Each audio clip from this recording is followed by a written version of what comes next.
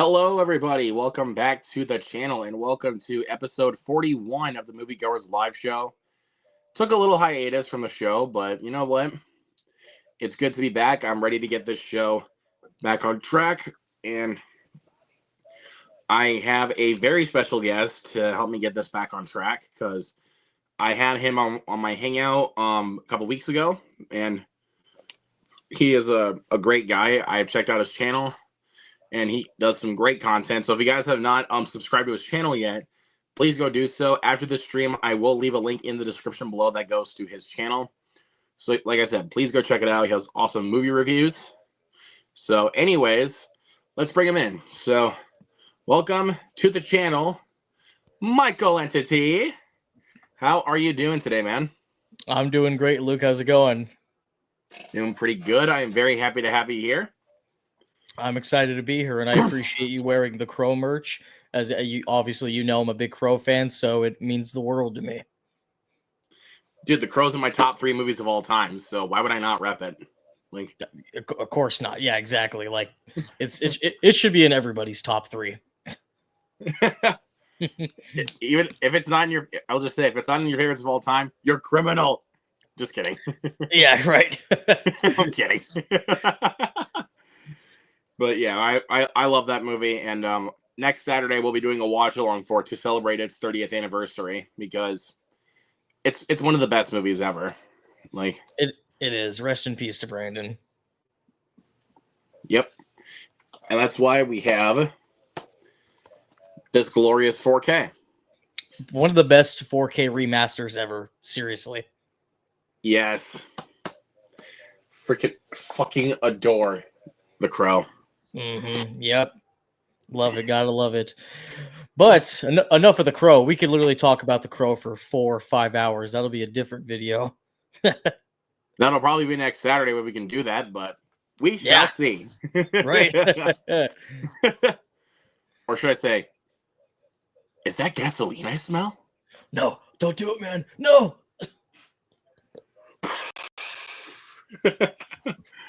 Such a great moment. Oh, man. I mean, just a lot of Brandon Lee's one-liners just come off as pure gold. Yeah, like, only he.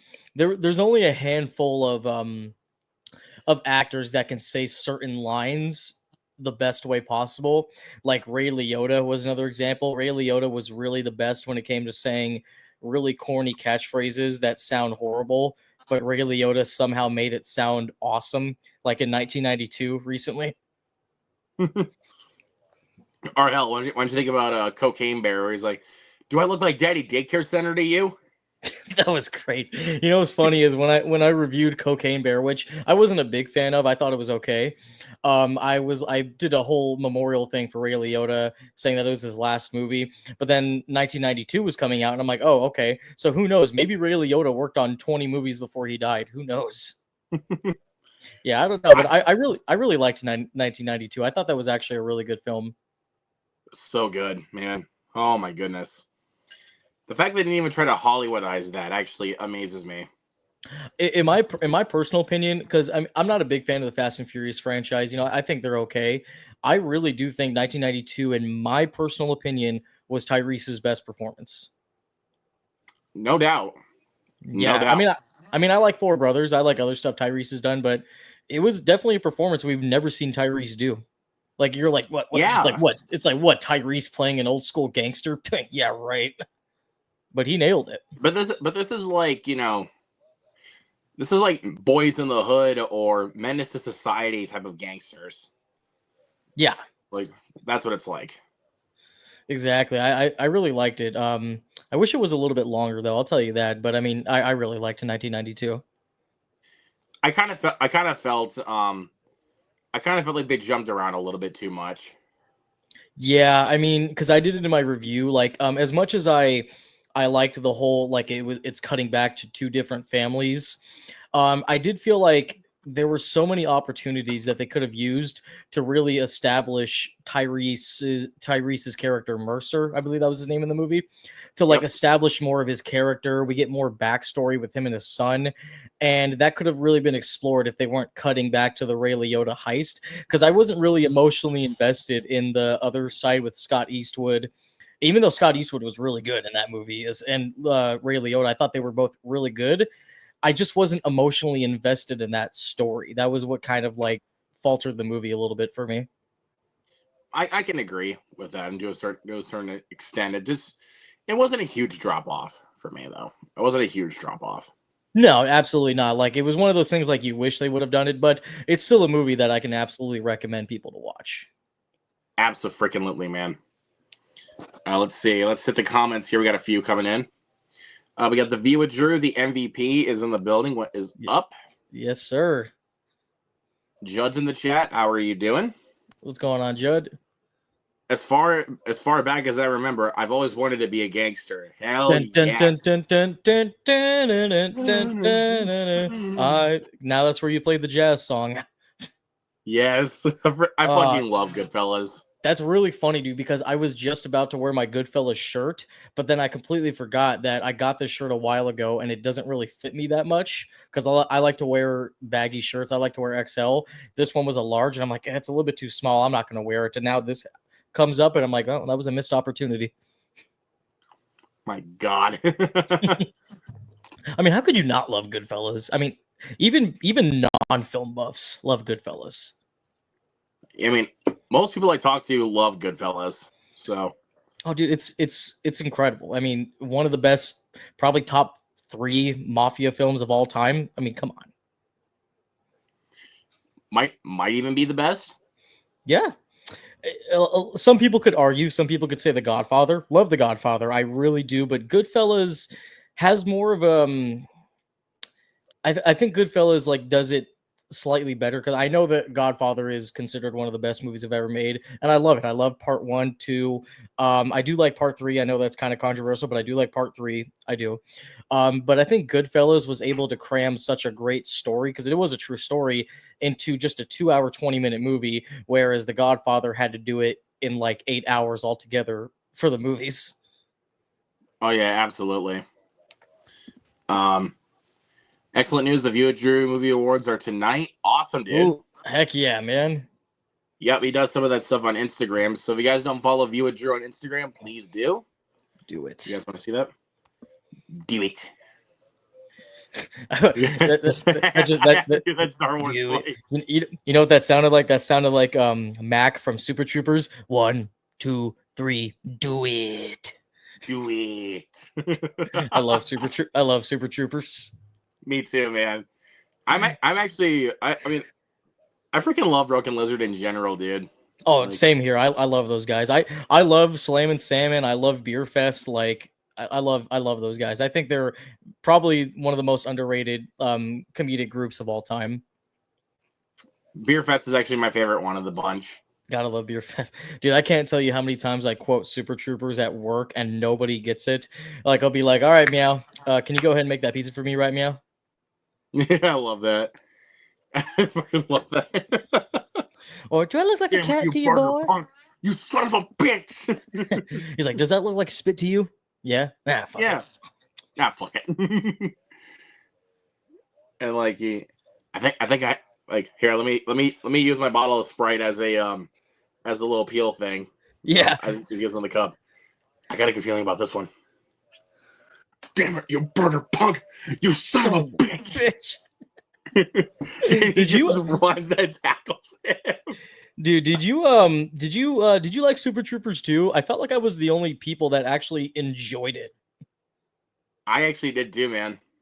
Yeah, I mean, it did well at the box office. I mean, for a movie that was funded by by fans and stuff, I enjoyed Super Troopers 2 a lot, and I'm very excited for Super Troopers 3. Yeah, I really am hoping we can get a third one. They what's his name? Jay can never, still to this day, can never pronounce his last name properly. Jay Chandrasekhar. Yeah, right. Okay. The same thing with Chiwetel Ejiofor. Sometimes. Yep. always have to look up. Like that's why like I always refuse to say his name in a review. I'll just literally have AI say it for me. but but Right. but freaking it's funny about that. There was an episode of Nostalgia Critic where he was talking about the Lion King, and he's like, "This is Scar, played by Chiwetel Ejiofor." And yes, I did have to Google how to pronounce that. Like I'm sure we all do, but yeah, no. But from what I've heard, Jay, they do have a script written for Super Troopers 3. It's called Super Troopers 3 Winter Soldiers or something, and apparently it's supposed to be going into production next year. So I'm like, all right, well, give it to us soon, man, because I want to see it. Yeah. I want to see another Super Troopers movie, man. No, I really do, man. And like, God, even thinking about some moments that happened in Super Troopers 2, freaking kills me. Like, oh yeah, I love it, man. it's I that love scene, like, I think it's towards the end, like when Farva and this Canadian lookalike are like, oh, they got the guns at each other's. No. My favorite scene, because I saw that I don't smoke weed anymore, but I went to go see that movie with a couple friends and we were high as hell. And the scene that made me die, like cry of laughter, was the whole thing with Will Sasso's character where he's like, no, that's not Danny DeVito. That's a different guy. He's like, but it's the same guy. That's Danny DeVito. He's like, no. The guy I like is on It's Always Sunny in Philadelphia's, but Danny DeVito did Taxi a long time ago. I was like, I'm like, dude, Will Sasso is so underrated. Yeah. I mean, he has a pretty good guest appearance on Young Sheldon. If you guys have watched Young Sheldon. Dude, you know what's crazy? I still have not watched Young Sheldon. I know it's been really popular. I think that the series finale was just recently, wasn't it? Yeah, and it's one. I've seen the series finale, and it is one of the saddest finales I've ever seen. Like, I got to check it out because I was a huge fan of Big Bang Theory. My mom watched it too, and she loved it. But yeah, I don't know why I haven't gotten around to watching it yet. I definitely need to. bazinga! Bazinga! I'm not Sheldon. I'm the Flash, and now I'm going to the Grand Canyon to scream in frustration. I'm back. All right, yeah, but really quick, I'm gonna go shut my my door really quick, and then I'll be No right back. problem, man. So, it's not even that far away. Like, I'll just walk over there and just shut it. Oh wow, it really was that close. Oh, there we go. All right, Beautiful. it's close. Beautiful. So, Luke, I ask you a question? On this little background that you have, are these like just a collection of some of your favorite movies, like The Matrix, Halloween, and all that stuff? I actually have a friend that actually does a lot of my thumbnails for my live stuff, Mm-hmm. and he just picked like a random assortment of movies, and I mean all of these films on this list I love. Oh yeah, I Like, love The Matrix, love Halloween, Toy Story. How could you not like Toy Story? Come on, really? yep, Psycho. Psycho, Phone Booth. Why does no one talk about Phone Booth? I think it's one of the most underrated thrillers of all time. Seriously. Like, and I think that's how you do like a claustrophobic thriller perfectly. Yeah. Like it does it perfectly. Like, I don't think there's really, you can't get really better than Phone Booth when it comes to claustrophobic thrillers, because it takes place solely in that phone booth. Yeah, exactly. I mean, those are my favorite kind of movies. Like movies that take place in one location. Obviously, the best example is 12 Angry Men from 1957. Literally the best one location film ever made. Like, I love movies that do that. Another one that I actually have not seen, but I've heard it's pretty good. It's called Locke with Tom Hardy. Mm-hmm. I've heard about it. I've heard really great things about it. Have not seen it though. I have seen it. It's really good. I mean, you gotta watch it for Tom Hardy, if nothing else. Tom Hardy's golden. Yeah. I remember another good one. Another good one is Buried, starring Ryan Reynolds. That one was fucked. Yeah, dude. Him being buried alive 6 feet under. Oh my god. Well, let me point this out. Minor spoilers. So if you guys are watching this and you haven't seen Barry, just mute this for like I'm 5 seconds. gonna put my I'm gonna put the hand up really quick as the spoiler hand. So once the hand goes down, the spoilers are done. Okay, here we go. All right, put it on mute. Here we go. The ending. I'll give them this. They had balls. They had balls to give us that ending. So not a full spoiler, minor spoiler, but they had balls, and I'll just leave it like that. Okay. Yeah, they definitely did have they had balls for that ending, and that is probably the most devastating ending I have ever seen. But it was very realistic. I got to give them that. Mad respect. Mad Yeah, respect. that was And that was a good movie. I really liked that movie a lot. definitely one of my favorites because I mean, again, I mean, I'm a sucker for movies that give you that claustrophobic feeling. Yeah. Like, let's see, of course, Infinity War. It's who doesn't love Infinity War by this point? Infinity War is great. It's incredible. I mean, there's not really much I could say about Infinity War that hasn't been said already. That's why I don't really review too many superhero films because like everybody always says the same exact things. Like, it's funny. I went to go see Venom: The Last Dance a couple weeks ago, and I completely forgot that I didn't review it. And I'm like, I don't really feel like reviewing it. I enjoyed Yeah, it for what it was. It's not great by any means. I mean, I don't think any of the Venom movies are incredible. They're just fun, stupid movies. I thought it was fine. I thought it had a nice little closing for the Eddie Brock and Venom story, but like as a whole, it was a messy movie. if I were to think of it like an objective, critical side, huge mess. Oh god, But the hippie family and all that stuff. It was like, yeah, I think you could have cut out that subplot. You could have done without that.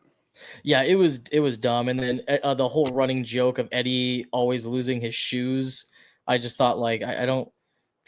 And the one scene in that movie that made me laugh, it's because I can actually translate it to real life, is when Eddie, like when they're doing that stupid dance sequence with Mrs. Chen, which is like the whole time Venom's like, Eddie, I cannot be in form, otherwise they will be able to see the codex. Wait, I want to dance with Mrs. Chen, but no, they're gonna see us. I don't care, Eddie. I want to dance with Mrs. Chen. It's like, come on, all right. It was fun. It was a dumb little sequence. I mean, at this point, a dance sequence in Venom, why not? At this point, how much the film has literally jumped the shark, why the hell not? But literally after like the helicopter picks up Eddie, the shoe falls off and he goes, "Oh no, my shoe." That's literally what my son does. Like my son will kick his feet a lot, so when I pick him up, his shoe will fall off and he'll go, Dad, my shoe." And I'm like, "Oh my god." Oh fuck. But yeah, no, I didn't really bother reviewing it because I was just like, I don't really think anybody cares at this point. It came and went. It surprisingly did a lot better than people were expecting it to do, but didn't make over 500 million, I don't think. I don't think it will. I mean, I'm glad it still made money though. Like Oh yeah. like I'm just glad that it actually made more money than Joker 2, which I'm still not a fan of at all. Like No, to this day, I mean, I definitely do want to watch Joker Fully You Do again, because I did not hate that movie, but I'm sorry, like I don't get it. I love musicals. A lot of my favorite movies of all time are musicals, but why did Joker need to be a musical? I beg to question that. Exactly. And not only, and there of course there are defenders of the movie saying, guys, you got to remember the musical scenes are all happening in Joker's head. I'm like, look, I don't care how it's presented, whether it's happening in real life or it's happening in Joker's head. It's still a musical. And it didn't need to be. No. Oh, I mean, dude, that one scene where Lady Gaga's singing and Arthur's like, please stop singing, just talk. I'm like, is he literally speaking for the audience? Like Joaquin Phoenix finally just had enough and said, I'm going to end this suffering right now. Yeah, I don't know what they were doing. I still can't believe that movie was $200 million. Yeah, man. Oh boy. I honestly, that's a movie that gets worse for me every time I think about it. Like, it just Exactly. keeps going down, and I'm just like, the fact that it had to suck this bad, it hurts me. Well, I mean, because we've been in, I'm pretty sure you've been in a position where you've been so excited for a film and you want to like it, even though you don't like it. You're forcing yourself that you want to like it, but you can't. That's how I felt about Suicide Squad when I went to go see it back in high school. I had a friend of mine. We dressed up as Harley Quinn and Joker. I was so excited, and after the movie, I was literally in denial. I kept telling myself that it was a good movie, and then I rewatched Suicide Squad again. And I'm like, dude, this movie sucks. I think I might have had that a couple of times, but I just can't really remember what that was. But you actually want to know what movie I tried to get myself like a really bad movie that came out this over the summer that I really tried to get myself to like, but I just could not stand it for the life of me. Which one was that? That, my good sir, would be Borderlands. Oh God. I tried to get myself to like it, but I couldn't. I could not get myself into it. Oh, dude, like you know what's funny? There's always that whole argument where like it's people will say like, oh, it's for the fan. Like people like if whether it's a video game movie or maybe it's a bad comic book adaptation, they'll be like, well, there will be two kinds of people that would like this: hardcore fans or non-fans that have never played the games that can go in with an open mind. And majority Borderlands does of not appeal to any of it. yeah, I mean, there were some people that like thought it was okay, but I mean, it did horrible at the box office. I mean, it just everything about the movie failed, and it could have actually been a really awesome movie. It really could have actually, because I mean, I'm not the biggest fan of Borderlands. I think the games are fun, but I mean, even just from watching the trailer when it first came out, I'm like, oh my god, that this does not look like it's in the right hands. And because I mean, I think Eli Roth is not the worst director. I don't understand why he gets so much hate. Because I actually really liked Thanksgiving, by the way. I'll just stand by it. I really liked Thanksgiving a lot. That was my favorite horror film of last year was Thanksgiving. Yeah, I like Thanksgiving a lot. I mean, don't get me wrong, I definitely did guess who the killer was going to be, but because of how Thanksgiving presented itself, I still enjoyed it a lot. I'm still surprised that I feel like I'm the only person that was not able to guess the killer. Really? Yeah. Well, you know what's funny is the reason I was able to guess is because we'll do another quick spoiler thing so we can put our hand up for this. Put it on mute, guys. The thing is, I didn't really recognize most of the actors in that film, even like the adult actors. I didn't recognize them. But right when I saw Patrick Dempsey, I'm like, is he the killer? Because Patrick Dempsey was like the biggest actor in that film. And then when I saw it, I'm like, yeah, he's the killer. And that's it. Yeah, I mean, like when I saw, um, the movie's been out for a year right now, so we don't need to put the hand back up. The movie's been out Yeah, for a year. yeah, fair enough. Okay. When I saw Bobby take off the John Carver mask, I was like, what if it's him? I'm like, there's no way it's him. Like I was thinking that it was him, but until Patrick Dempsey said you pointed me in the right direction again, I was like, did they really do a complete 360 on me? Like I always feel like I have it down, like I predicted the killer, but I really they enjoyed it. always fool me.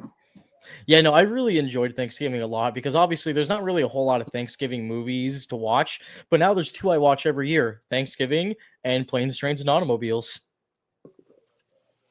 Yep, I can watch those two every year now. Yep. And then every Christmas, it's funny because I have so many Christmas movies I love. It used to be the Polar Express. I used to watch the Polar Express every year. I still love it. I still really do love that movie. Don't watch it every year anymore. But I do watch, of course, Home Alone because how can you not watch Home Alone? Yep. Um, Home Alone, with my mom on Christmas morning, we watch Christmas Vacation. That's a tradition that we do. Yep. Either that or Christmas Story, and Krampus. Of course, got to watch Krampus. I need to buy Krampus so I can watch it this year for Christmas. Oh my god, I was literally the only person in my friend group that really loved Krampus. I really love that movie. It's so good, man. I mean, It is. oh man, But you actually want to know what the movie is that I have to at least watch 3 times in one single day? I'm not even kidding you. 3 times in one day. What's that? What do you think is that Christmas movie I have to watch? 3 times in one day? Hint, hint. You mentioned it already. Home Alone? Okay. To make it easier, it has Christmas in the title. Oh, Christmas Vacation? So close. Christmas Story. Christmas Story, because it's on TBS for 24/7. So it's Yeah. yeah, I have to watch it 3 times in a day because that is my favorite Christmas movie, is A Christmas Story. It's a major award. I won it. Oh, you should see it out here. It looks beautiful. Yo, shoot your eye out, kid. Yeah. Ho ho ho. Oh god, that was my favorite Santa movie. Santa, other than Billy Bob Thornton and Bad Santa. Oh, that's another great Christmas classic. I have Bad Santa right here, but I need do to watch too. that this Christmas. Oh my god, I love Billy Bob Thornton. He's like, I love John, because that was John Ritter's last movie. Good epitaph, by the way. That was a great movie to end off on. I love when he's like, look, did you happen to fornicate with a woman earlier this day? Billy Bob is like, look, I've boned a lot of fat bitches in my life, but I'm sorry, what was that word? Fornicate? Billy Bob Thornton is so underrated. I'm glad to see, because I haven't really seen him acting in a while, but I'm happy to see him again because he's going to be in the new Trailer Park Boys movie. That's awesome, man. Gonna love All right, Trailer let's hit the Park comments Boys. here because Oh yeah, the comments are really piling up. yeah, let's do it. Darkroom Reviews, Joel, how's it going? What's up? Wicked finally opens in theaters this week. Are you excited? Of course. Yeah, I'm very excited. Yeah, I am too. I've actually never seen the play, the Broadway musical, but I'm a very huge fan of The Wizard of Oz, the movie. I'm not like a Wizard of Oz fanatic where I own all the books and stuff, but the original Wizard of Oz, love it. Watch it probably 3 times a year, maybe. One of my favorites of all time. It's great, and it's also one of those films to me where it's like I remember all of it to a point where it's like I don't have to watch it all the time. Oh yeah, But same here. if I feel like watching it, I'll throw it on. Oh, dude, to obviously, like, you can watch movies back in the day. Like, you can watch the original Planet of the Apes movie, and it's like, I mean, sure, the makeup looks dated, but this was the 60s. For The Wizard of Oz, even though, like, you know for a fact the movie was made in 1939, the effects do not look dated. I think The Wizard of Oz deserves to be in, like, the top 10 greatest special effects of all time. Maybe even the greatest, to be honest with you. Oh, dude, it's still, I mean, the scenes with like the wizard where like the fire's blowing, it's like what they were able to accomplish in 1939 to this day. Even the scene with the tornado, that was literally done with like a stocking, like on a chicken wire that they blew smoke into. It's still one of the scariest twister scenes I've ever seen in any movie. Yeah, that movie, it was way ahead of its time. To this, it still is. Watch once it hits 100 years, it's still gonna feel ahead of its time. Oh, they better re-release it for the 100th year anniversary, because I'll be like 39 or 40 when that comes out, so they definitely need to do it. Yeah, there you go. My buddy Laren McMullen is in the chat. What's going on, Laren? Good to see you, sir. What's up, Aaron? Speaking of one location movies, check out Tave, directed by Richard Linklater. Okay, I have seen that actually. I haven't seen it, and I'm a huge fan of Richard Linklater. I am too, man. I think he's really great. His daughter also is an actress as well. I think she's really good. All right. And we got another Michael in the chat. My boy Michael 101591. What's up, buddy? Yes, sir. But okay, so yeah, we're almost 30 minutes in, and I haven't even asked my first question yet. But we'll go ahead and get started on that. So I usually like to start with this question because I like to hear some of the stories, even if you don't want to tell them. Yeah, I just like hearing them just because some of them, like when I look back on it, it kind of makes me laugh. Like, so what has so far been your worst movie theater experience? Wow.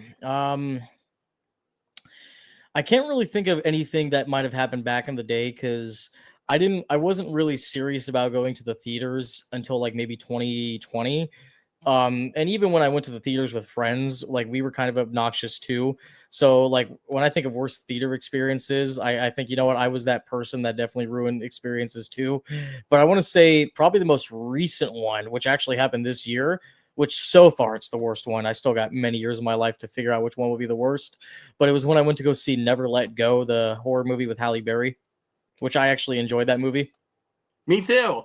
I thought it was very good. I thought it was very unique. I thought the two kid actors, they got a bright future. I'll tell you that. But They do.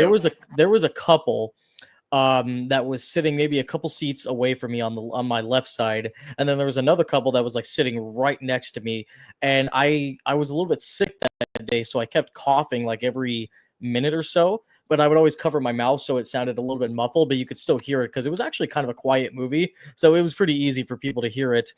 And at first, I was like thinking, like, I really hope this couple doesn't get annoyed of me, but they weren't. There was the couple that was right over by, like a couple seats down, kind of towards the exit of the building. They just kept talking and talking. The boyfriend was like vaping in there, and I'm like, okay, fine, whatever. But then like they just would not shut up, and eventually. And because I'm not really big on confrontation, so finally, when the girl sitting next to me told him to shush, I was like, "This is my opportunity." Like, yeah, can you guys like seriously shut the hell up? Like it was just so annoying. I'm like, why are you guys even here? Are you actually here to watch the movie? Like, I don't understand. So that was probably one of the most annoying theater experiences for me. Well, what about you? Oh boy, dude. I actually have some.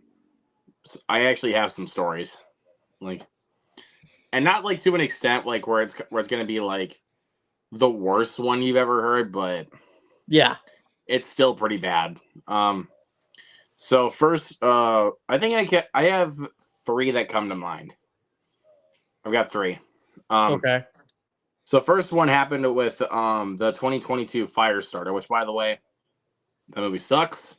Yeah. Um, I only saw that in theaters because my theater had it was like exactly a week after my theater had like my new theater had opened, and there was nothing else I wanted to see. So because it opened the week that Multiverse of Madness was released.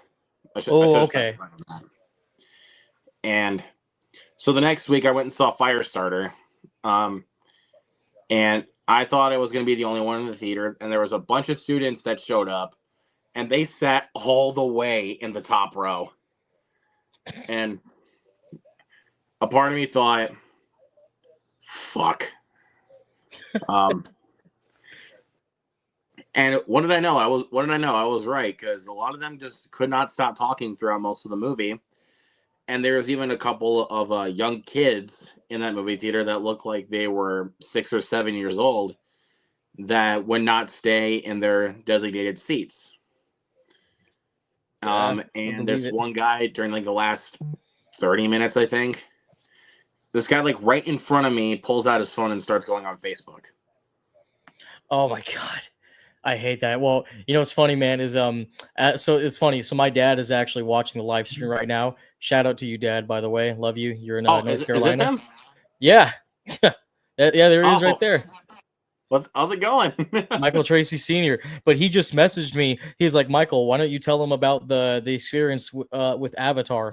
So 2022 was 2022 Way of Water. Yep. Okay, yeah, That yeah.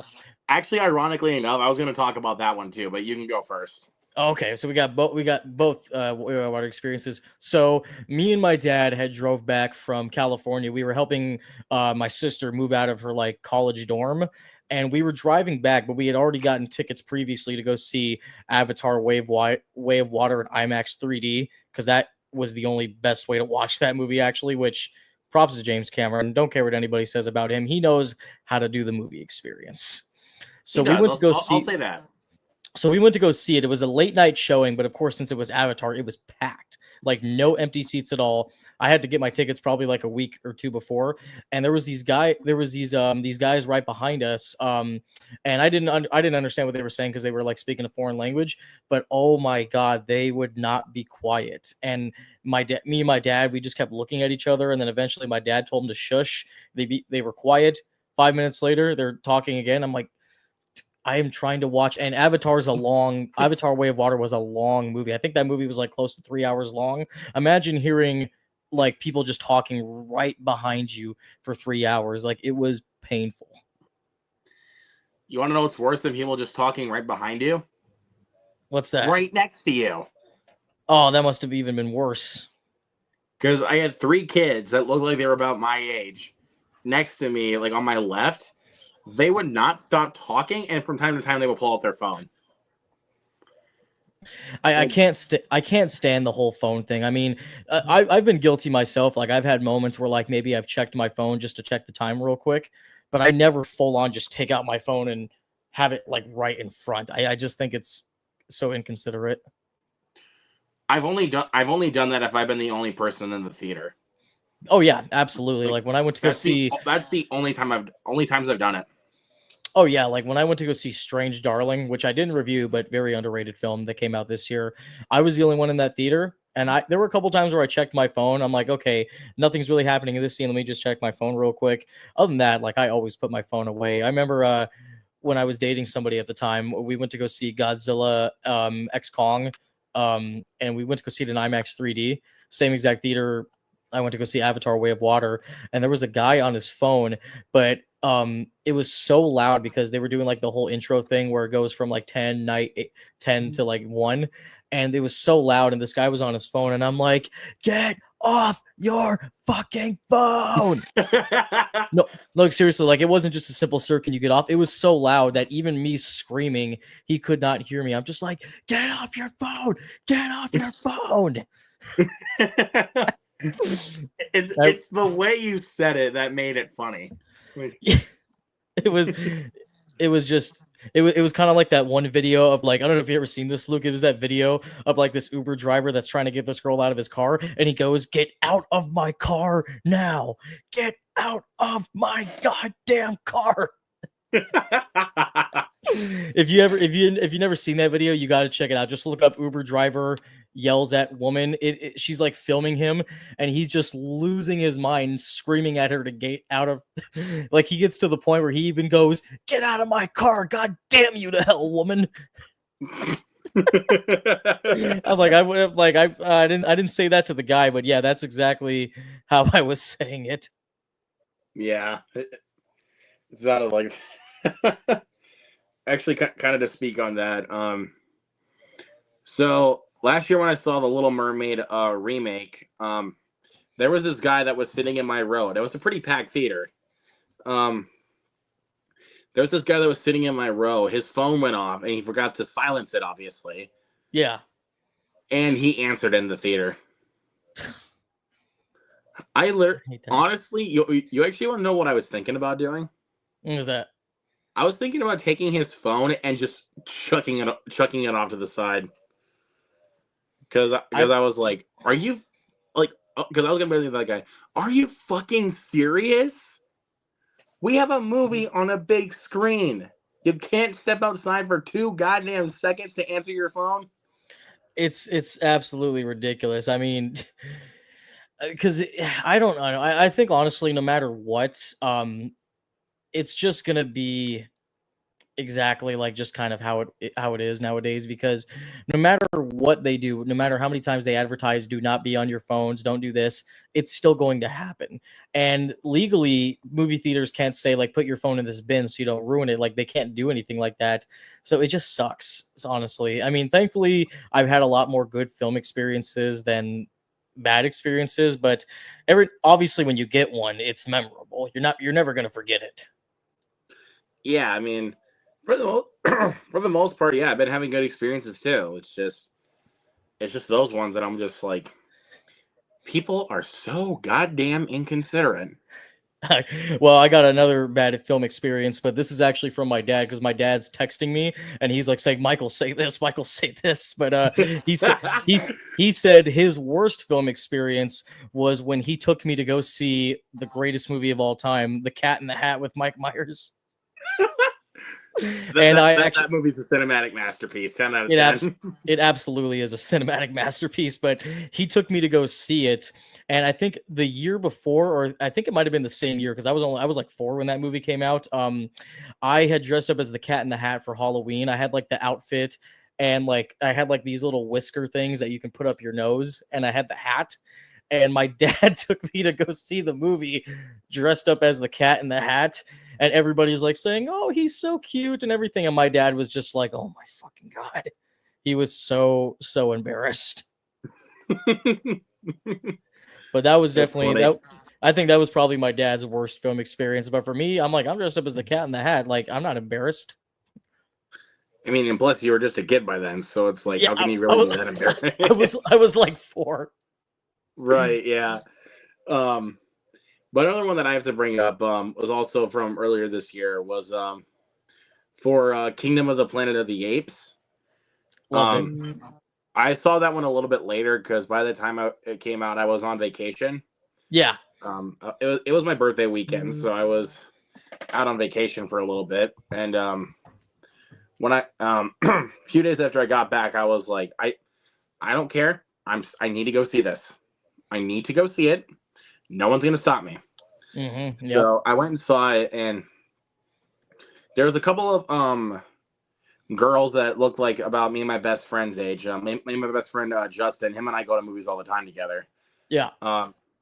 So there's these two girls in front of us that are not paying attention to the film. How do I know that? Because they've been texting and playing iMessage games on their phone, not paying attention whatsoever.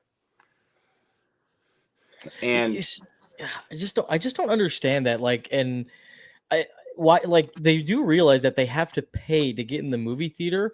Why do they pay to watch? Why do people pay to watch a movie if they're going to be on their phone? Like, don't get me wrong. Like I said, you shouldn't be on your phone if maybe you got a message from somebody and you had to message, or like maybe you're a parent and you have a babysitter and they're giving you updates. Sure, but like actually being there on your phone, texting, playing games, it's like you do realize you just wasted money to get in the movies. Like, what are you doing here? Are you just doing this so that way, like, your parents think that you're actually at a movie, or like you want, like, I just never understood it. Never did.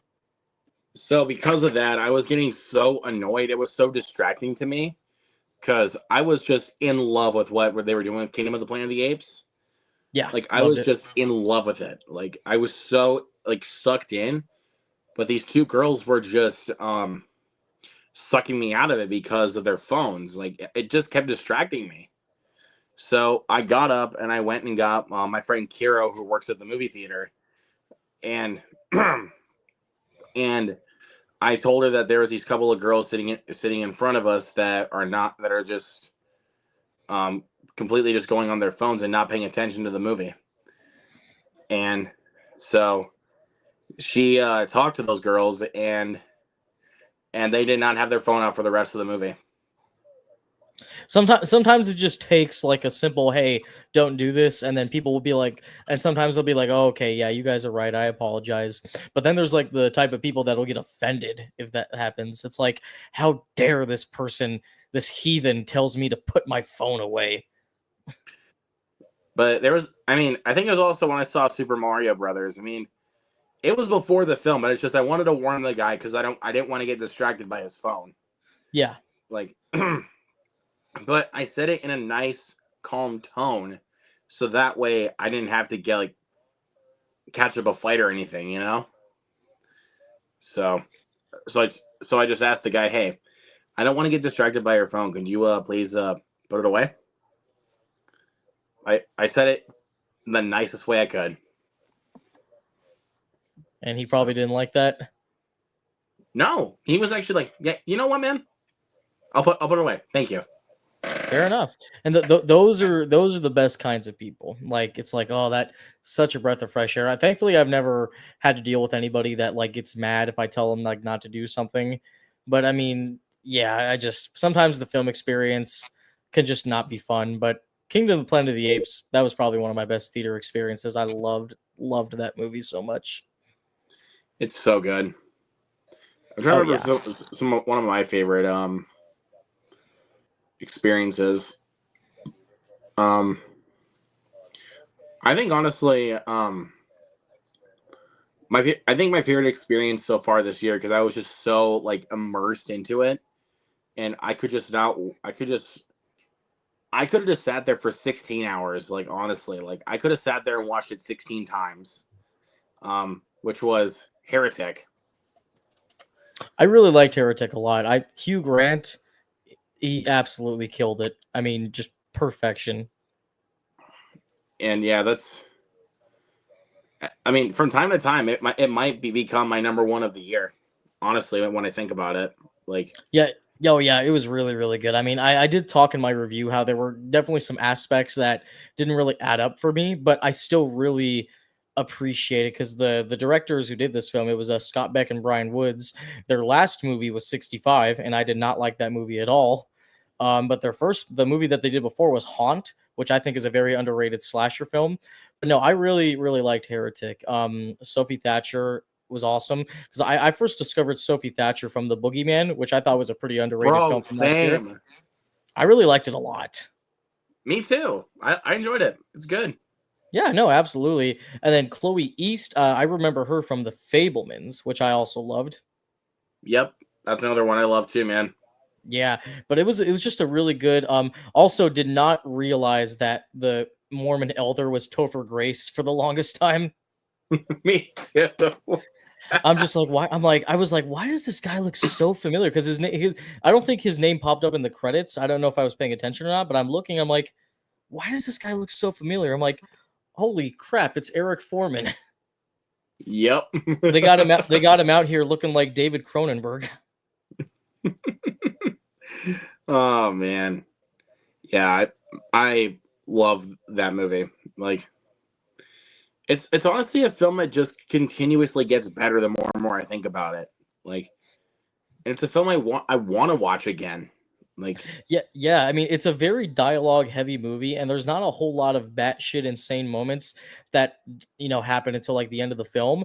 But the dialogue was so intriguing. The way Hugh Grant like talks about religion on how he compares it to fast food places or like Monopoly. It's all just such engaging stuff. But I did tell people in my review, and it was funny because I watched Jacob Hubbard's review, and he kind of said the same stuff that I was saying. I'm like, okay, I agree with that too. Or like I said, hey, look, if you're somebody that is very deep into your religion, like your religion means the absolute world to you, do not see Heretic. It's not gonna. It doesn't talk trash about your religion, but they do make some good points. As somebody that does believe in God, I don't have a religion I'm attached to, but I do believe in God and all that stuff. It's just it's a movie that I can definitely see people feeling very polarized about. But that's what I really admired about the film so much. that's why I loved it so much is that it wasn't afraid to challenge you about your religion. It wasn't afraid to make you question it. Like Exactly, because I mean, because there's so many religious horror movies, mostly in Catholicism, because that's like really Catholicism seems to be the popular religion for like horror films, but yeah, they never go about the actual like religion itself. This Heretic was specifically about religion. Like that's what the main focal point was, which is unique because, as I said, that never really happens. You watch a horror movie like The Vigil, that was a good Jewish horror film. I really liked that film a lot, but it wasn't really much about like the actual religion. It was just a character who just so happened to be religious, who was kind of having a crisis of faith. But Heretic just specifically being about religion and challenging that, I thought it was just so unique. And like I said, Hugh Grant, you know, I, I mean, I haven't seen every single Hugh Grant film, but I've seen majority of his films. I mean, can never really think of a time other than Dungeons and Dragons where he plays a bad guy. I don't think he could have played a bad guy better in Heretic. Like he could not have done a better job. Oh, I knew. I mean, dude, the great thing about Hugh Grant is like you see him doing these horrible things. Like he's got these women in his basement, and he's a horrible psychopath. but somehow he still comes off very charming and likable. Like when I was watching it, like because of how charming and likable he is, but we know that he's a psychopath on the inside. Like all most of the time, I kept thinking of. I was like, this is just. I kept thinking, is this McAvoy's uncle from Speak No Yeah. Evil? Oh, dude, Speak No Evil. Luke, have you ever seen the original Speak No Evil? No, I did. I honestly didn't want to like go into that one like ready to compare. Like, Yeah, I get you. Yeah, I get you, man. I actually didn't watch it either. I watched it the day after I went to go see Speak No Evil, which the new Speak No Evil is actually like one of my favorite films of the year. I really really liked that film a lot. And I did watch the original one. The original one is a little bit more fucked up. That's all I want to say. I really would like for you to watch it for yourself. It is basically the same synopsis, and there are a lot of scenes from the new one that they do kind of just copy and paste. But the new one definitely did like enough changes for it to be like not just a cookie cutter remake.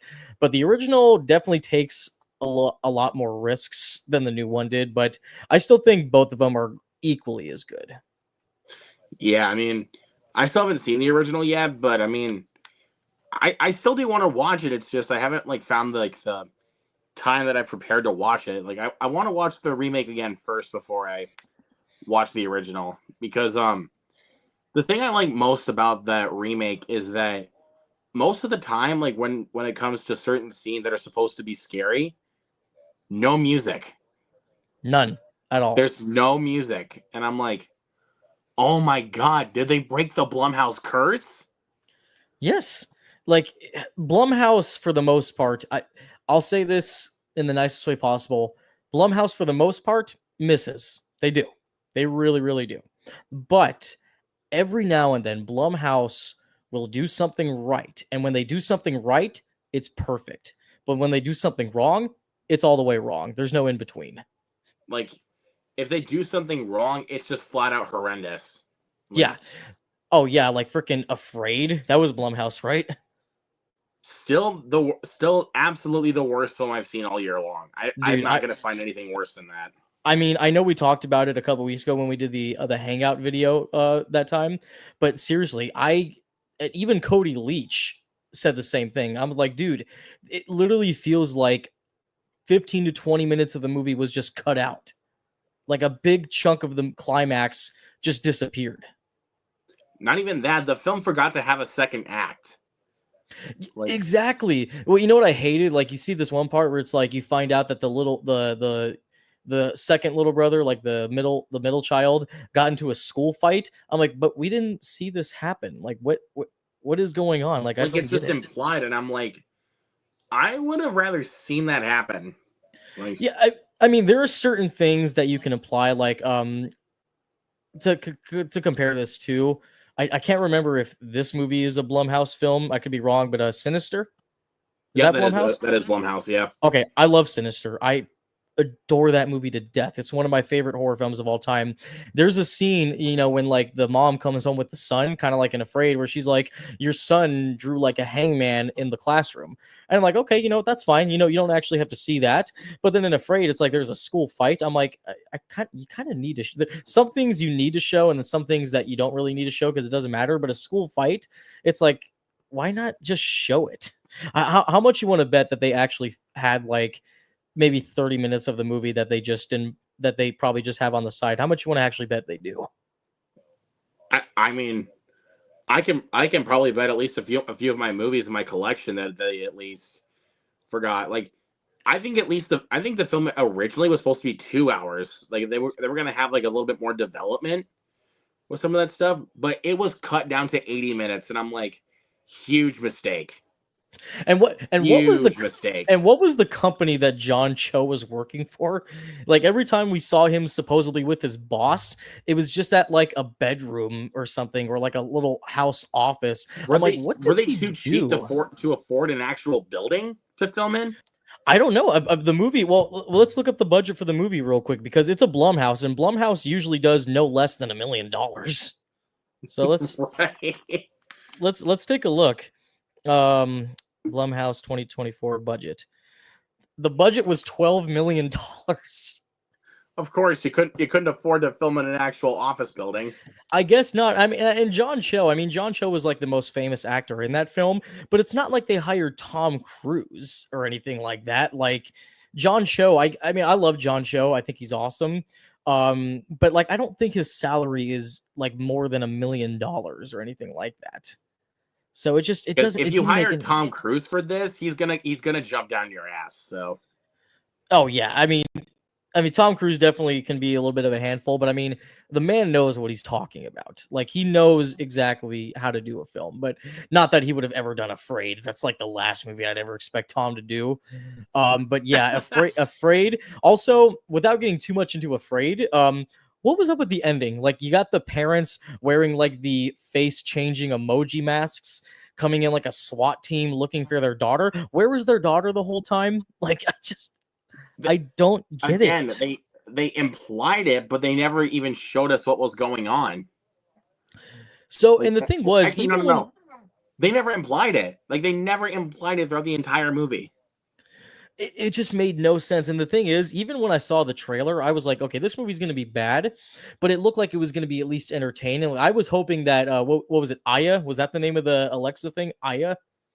Yeah, I was hoping Aya was like going to control like robots or something like androids and have them come to the house. I'm like, that would have been stupid, but that would have been awesome. Like you got like the Tesla bots or androids like just showing up to like to their house and stuff.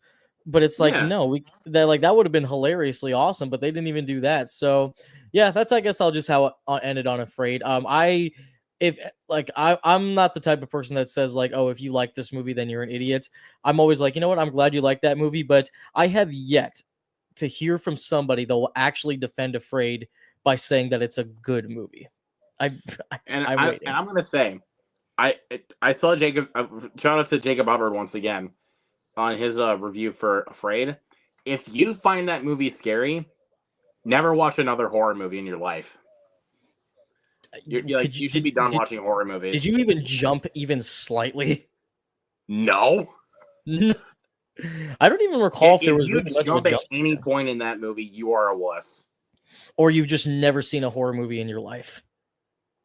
Bingo.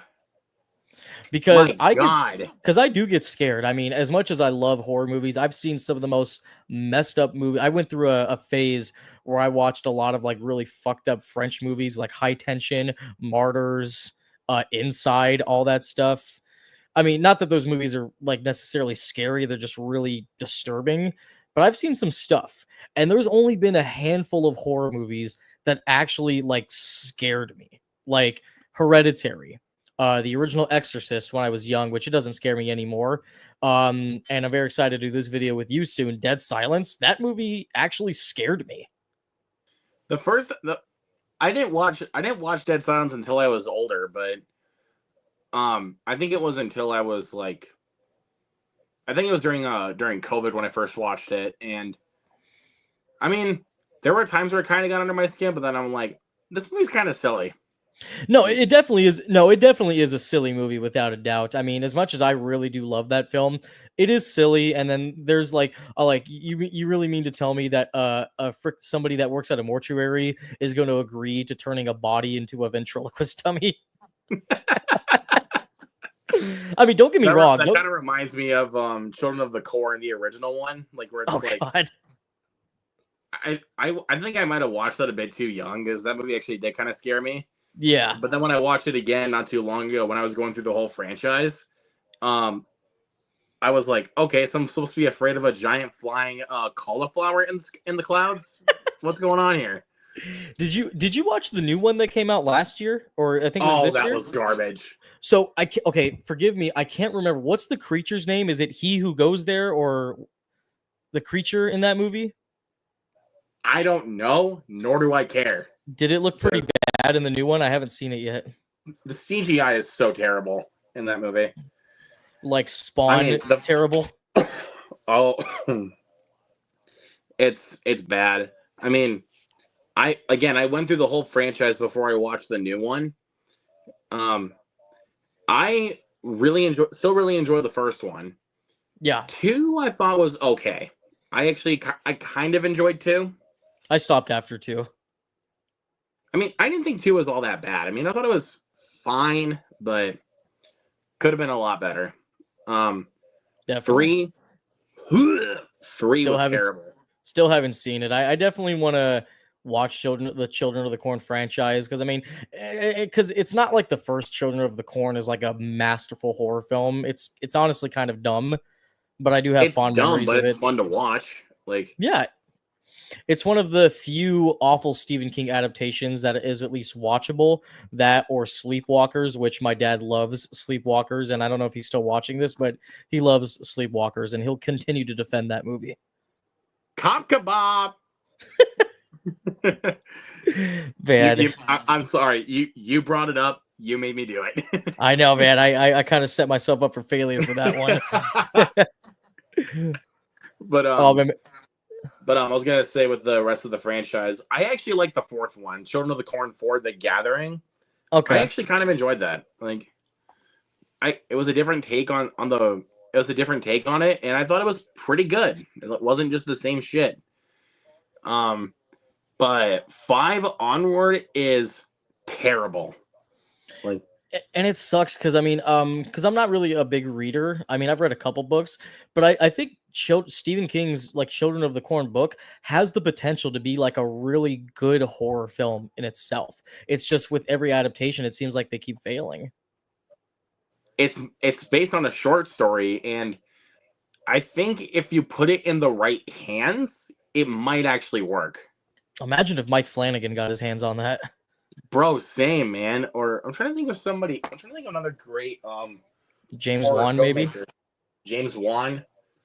I'm trying to think of another great. Hell, maybe the team, maybe the Quiet Place team could make a good one out of it. That would be great. Scott Beck and Brian. Oh yeah. Yeah, the team behind Heretic could make a good one out of it. Oh dude, I You know mean, what? I actually just thought about this one. Speaking on directing duos, yeah. I mean they might still make it a little silly, but you know what? That's their gold. The Radio Silence team. Like, I Oh love those dude, guys. Oh, dude, my favorite movie that they did, it was what's it called a Southbound. You ever seen Southbound? No, That's a good that's a good one. So it's an anthology horror film, and it's like every 15 minutes it's a different story, but it all takes place on this specific road, like this little town area. It's called Southbound, and the poster is really cool. It's like a pentagram. It's like a road in the shape of a pentagram. yeah, that catches my attention already.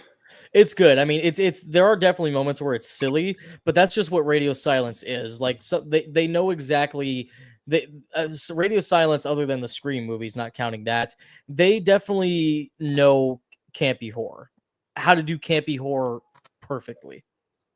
I mean, and to be fair though, the with how they kind of represented the story in the original Children of the Corn, it does seem pretty silly if you really do think about it. Like, Oh yeah, I mean it's a it's a very pretty silly. I silly mean story. Like, it is a very silly story, and even Stephen King has admitted before that, like, not everything he writes has to be ultra serious. Sometimes you just have to embrace the campiness. I mean, so that's same why I with think it. Radio Silence would be perfect for it. Like, I could definitely see that. I mean, Mike Flanagan too would be a good one. I mean James Wan has had a couple misses with movies, but has Mike Flanagan really ever had a miss? I personally don't think so. no, I don't think he's really had a miss. Or oh, I thought about this one. Parker Finn maybe could do it. The guy that did the Smile movies. Ooh, that would I be. think Parker Finn could do a really good Children of the Corn movie. Still have to see Smile too. Still have to see it. I don't go in expecting it to be scarier than the first, but it frightened me even more than the first. Yeah, okay. I definitely And gotta. I am someone who I am someone who was terrified by the first movie. I was terrified. Like, but you know Oh, what? dude, It's it's still a really great for what it creepy is. movie. Oh yeah, I really like Spy. Like I just watched it for the first time a couple weeks ago because I remember because I had it on 4K for a long time. I just I don't know if you can relate, but sometimes like I'll buy movies just because I want them in my collection, but I still haven't watched them. Relatable. I mean, I think I have about like 2,000 Blu-rays in my collection, and there's still quite a bit I haven't even seen. Oh, I think I have like maybe close to 300. Like, it's funny. My family members or people will be like, "Michael, you have a lot of movies." I'm like, "This is nothing compared to other people." Like, do you know? This guy's been on YouTube since the days of YouTube. Do you know Chauncey Phillips, Cool Duder? Yeah. Have you seen his collection? Holy It shit! looks like he owns everything. Like, He, I just love the way he does his reviews. Like I sometimes I like to impersonate him. I'll be like, "Hey guys, Shanty Phillips here. So this was a really great movie. I really like all the practical effects. You guys should definitely check it out." Like I just love his mannerisms. I love the way he talks about movies. He's somebody that I would really love to do a video with, because even though he's been with YouTube since the beginning days of YouTube, he only has like 90,000 subscribers. that's crazy to think, but is what it Yeah. is. I mean, Um, I love the guy, but yeah, my collection, 300 something Blu-rays, like not compared to what everybody else has, or Jacob's collection. Come on. Jesus Christ. Or hell, even Cody Leach's collection, like he has a shit ton. Like, Yeah, Cody is great. I love Cody. Yeah, I'm telling you, man, meeting Cody was so awesome. I'll tell you that. I've said it before, but Cody was just awesome. I love Cody. yeah, I hope to meet him one day, and I definitely want to talk a little bit about shit like Breaking Bad, Dexter, Hannibal. Like, Oh, Breaking Bad. Come on, dude. Breaking that's the Bad. great that's the greatest TV series ever made. Like, Hands down. I mean, for me, because I haven't seen every single show, but obviously I've seen Dexter and all that. For me, the two greatest TV shows in my opinion are Breaking Bad and The Sopranos. Love it. I've watched a few episodes of The Sopranos. I couldn't really get into it. I mean, I loved the Many Saints of Newark, the prequel movie, Yeah. but just the show I thought was too slow. That I like the episodes I've watched of it. I thought it was way too slow. No, it's definitely one of those slow shows, but like when you stick with it, it does. It's kind of like a movie. Like it's a slow burn, but once it finally gets going, it gets going. But yeah, no, I totally agree, because it took me a couple times to watch The Sopranos, because I've seen The Sopranos 1,000 times probably. Oh, excuse me. I've seen The You're Sopranos like 1,000 times maybe. And I do, even watching it so many times, there are times where I'm like, this is kind of slow. But once it gets going, it really does get going. So I'd say maybe give it another chance one of these days. But Breaking Bad, I have yet to find somebody that says Breaking Bad's an awful show. Yeah, and I'm not gonna be one of those guys. So No. Oh, dude, I finally got. So the thing is, my brother watches a lot of like cop shows, like SWAT Team or like NCIS, that kind of stuff. That's the kind of shows that he likes to watch. But I've always told him, I'm like, dude, you need to watch Breaking Bad. And then apparently he got shit from a lot of his Marine buddies, because my brother's in the Marines. He got a lot of shit from his young Marine buddies, saying, like, calling him like an idiot for not watching Breaking Bad. So he finally decided to watch a couple episodes with me when we went to go visit my dad in North Carolina. And then my brother, he's slowly getting into it. He's really enjoying it. I'm like, so I was like, hey Ethan, so have you watched Breaking Bad recently? He's like, yeah. I'm like, so what do you think about it so far? And he did this. Tight, tight, tight. yeah, that's great. But my top five shows are obviously 1 to 5. Breaking Bad, no Yep. question. That's the number one. Um, the number two would be Banshee. The show starring Anthony Starr from The Boys. Yeah, I've Um, heard a lot of really good things about that show. that it that was a show that was just consistently awesome, like for all 4 seasons. Like it's such a great show, and it's like, dude, some of the action is actually like bone crunching. Like sometimes, whenever he breaks somebody's like bones or something like that, you feel it. Yeah, Like like oh, it's so good. without a doubt. What about your other favorite shows? Number three is actually a mini series that's on HBO called The Night of. The Night of. It Okay. stars Riz Ahmed. Basically, he's a guy that got falsely accused of murder. Okay. So it kind of basically is kind of an exploration of what would happen to you if you were falsely accused of murder. I love I When love I love those kind of stories, like movies and shows like about people that are wrongly accused. Those are like some of my favorite subgenres. and yeah, John Turturro plays his lawyer, and that is his best Ooh, performance by far. John Turturro is loving life. I love John Turturro. I do too, man. I love him so much. Then number 4, my boy Dexter. Yes, I love Dexter. Minus season 8. Season 8's terrible, but I can agree on that.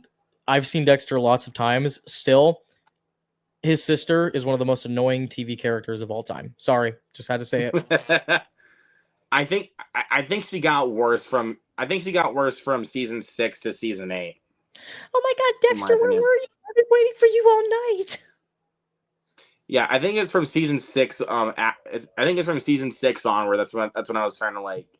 That's when I was like, okay, Yeah, no, like what's you're the not getting actress? it. Is it like something Jennifer Carpenter or what's her Jennifer name? Carpenter. Yeah, Yeah. She's a good actress, but like she's always kind of typecasted to always play like the nervous wife or nervous girlfriend in almost everything she's in. But she's good. She's good at what she does. I'll give her that. yeah, I'll give you that. Um, and Dexter New Blood, I thought was really good up until the ending. I still haven't seen it yet. The How do you fuck up an ending to Dexter twice? Very rarely do TV shows have the perfect ending. Very rarely. But when they do, I mean, can you think of a? I mean, Breaking Bad, of course, probably the best ending to a show ever, like ever. I'm trying to think of another great show.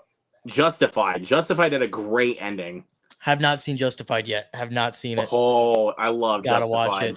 it. Let's see. Because I'm as far as like favorite shows, I'm trying to think of just shows that are done right now. Of course, Breaking Bad, number one for me. The Sopranos, number three. This show is still kind of going on, but I still love it. Stranger Things. I love Stranger Things. I'm only halfway through season 1. I have not gotten on the train yet. I get you, man. I'm Yeah, kind they're definitely. I'm kind of waiting until the show's all done and then I'll catch up. Yeah. Another one is Trailer Park Boys. Love Trailer Park Boys. Absolutely love Bubbles, Ricky, Julian, all those guys. Even though like they do like podcasts still, like the original show is officially done on Netflix. Another one that I loved, which only lasted for 4 seasons, with Elijah Wood. It's called Wilfred. I've not heard of that. I mean, I love Elijah Wood, but I've never heard of that show. Oh, you should check it out, man. So it lasted for 4 seasons, and um, in the what's it called? I won't spoil the whole thing, but I'll kind of just explain a little bit of the first episode, and each episode's only 20 minutes long, so it's a very easy show to watch. But Elijah Wood plays as this guy. He's Elijah Wood plays as this very depressed guy, and literally within the first 10 seconds of the first episode, he's writing a suicide note. So you're like, oh, okay, this guy's clearly not happy. And there's this. I'm sorry, like it's a comedy show, so but like I said, I won't spoil the main focal points of the show because it gets really good. But in the first episode, he like writes a suicide note. He falls asleep, getting ready to die. Then he wakes up. He's like, "What the hell?" And like he's like checking and he's like trying to find all kinds of drugs, and he's like drinking like bleach and stuff. And it's like played in such a dark comedy thing where it's like this is kind of horrible. This guy's trying to think of different ways to commit suicide, but they're like playing this happy-go-lucky music while he's like looking up how to commit suicide. Can you die from drinking bleach? It's just it's so funny. But then the result of him like doing all this stuff to his brain, he ends up like becoming friends with his neighbor who's this woman, and she has a dog named Wilfred. But to everybody else, Wilfred is just a regular dog, but he sees Wilfred as a man wearing a dog suit. Dude, you should check it out. I think it's on Netflix. 4 seasons. Each episode is no more than 25 minutes. It is a fantastic I love dark comedy. It's a great, great comedic show. You should definitely check it out. I think you'll really like it, Luke, especially like knowing the humor and stuff that you like. I think you would really like Wilfred. Absolutely. I definitely should watch it. Trying to think of a couple other shows. Hannibal is absolutely one of my favorite shows. Mads Mikkelsen, despite how popular he is still one of the most underrated actors of all time. I actually kind of have a hot take with Hannibal. What's that? I actually may think that Mads Mikkelsen's Hannibal is better than Anthony Hopkins' Hannibal. I mean because no, I absolutely. Because Anthony Hopkins, he had like a bunch of movies to like follow for. Even I didn't really like Hannibal or Hannibal Rising. I didn't like any of that stuff. I did like Red Dragon, of course, but yeah, I could definitely agree on that. I think it's because like they don't really give him enough screen time in the movies that he's in, except for obviously Hannibal. But um, but with the show Hannibal, like Hannibal Lecter has much more screen time Yeah, in that show. That's kind of why I think that Matt Mikkelsen's performance as Hannibal Lecter is better because he gets a lot more. You get a lot more to dive into with his character and like why he is the way he is. oh, dude, Mads And Mikkelsen is such an incredible actor, dude. Like everything he's in, he always gives 1,000%. yeah, and I love how they do like I kind of love how they do the different storylines within each season of Hannibal. Like Yeah, the first season, he's working with Will Graham trying to find a serial killer, but you know it's Hannibal that they're looking for, but he's helping them the whole time. yeah, Um, the second season is where they find out that Hannibal is the one, and it's how everybody reacts to it. And what I love so much about season two is how they kick off the season. They show you how things end, but you have to catch up and wait to see how it gets there. yeah. No, Like I still have to finish the show, but I really, really love everything. Did you like do you even though this was only one movie, did you like Brian Cox's Hannibal from Manhunter? Manhunter's good. I mean, and I love Brian Cox's Hannibal, but he's no match for Mads Mikkelsen. Like, No, no, absolutely not. I mean, I love Brian Cox too, but I mean, Brian Cox, Super Troopers. We were just talking about Super Troopers. yeah. But have you got to season three of Hannibal yet? I have not. I think I'm on season two, episode 3 or 4, because I stopped watching it about a year ago. But my mom wants to start watching it because my mom loves Silence of the Lambs. So I actually might just restart the show entirety because, like, since I haven't watched it in about a year, it would just be nice to just refresh it and just watch the whole thing from start to finish again. I'm not spoiling anything by telling you this. Like this is actually how season three is played out. One half of it is an adaptation of the book Hannibal, and the other half is an adaptation of Red Dragon. Oh, So basically, the TV show is remaking the two movies. okay. I'll definitely have to check that out then. Yeah, it's I I love when they do stuff like that. Did you ever watch the From Dusk Till Dawn TV series? no, I have not. I love the first movie though. I love that first movie. How could you not? It's so fun. No, But yeah, I have not seen the show yet. yeah, the show's really good.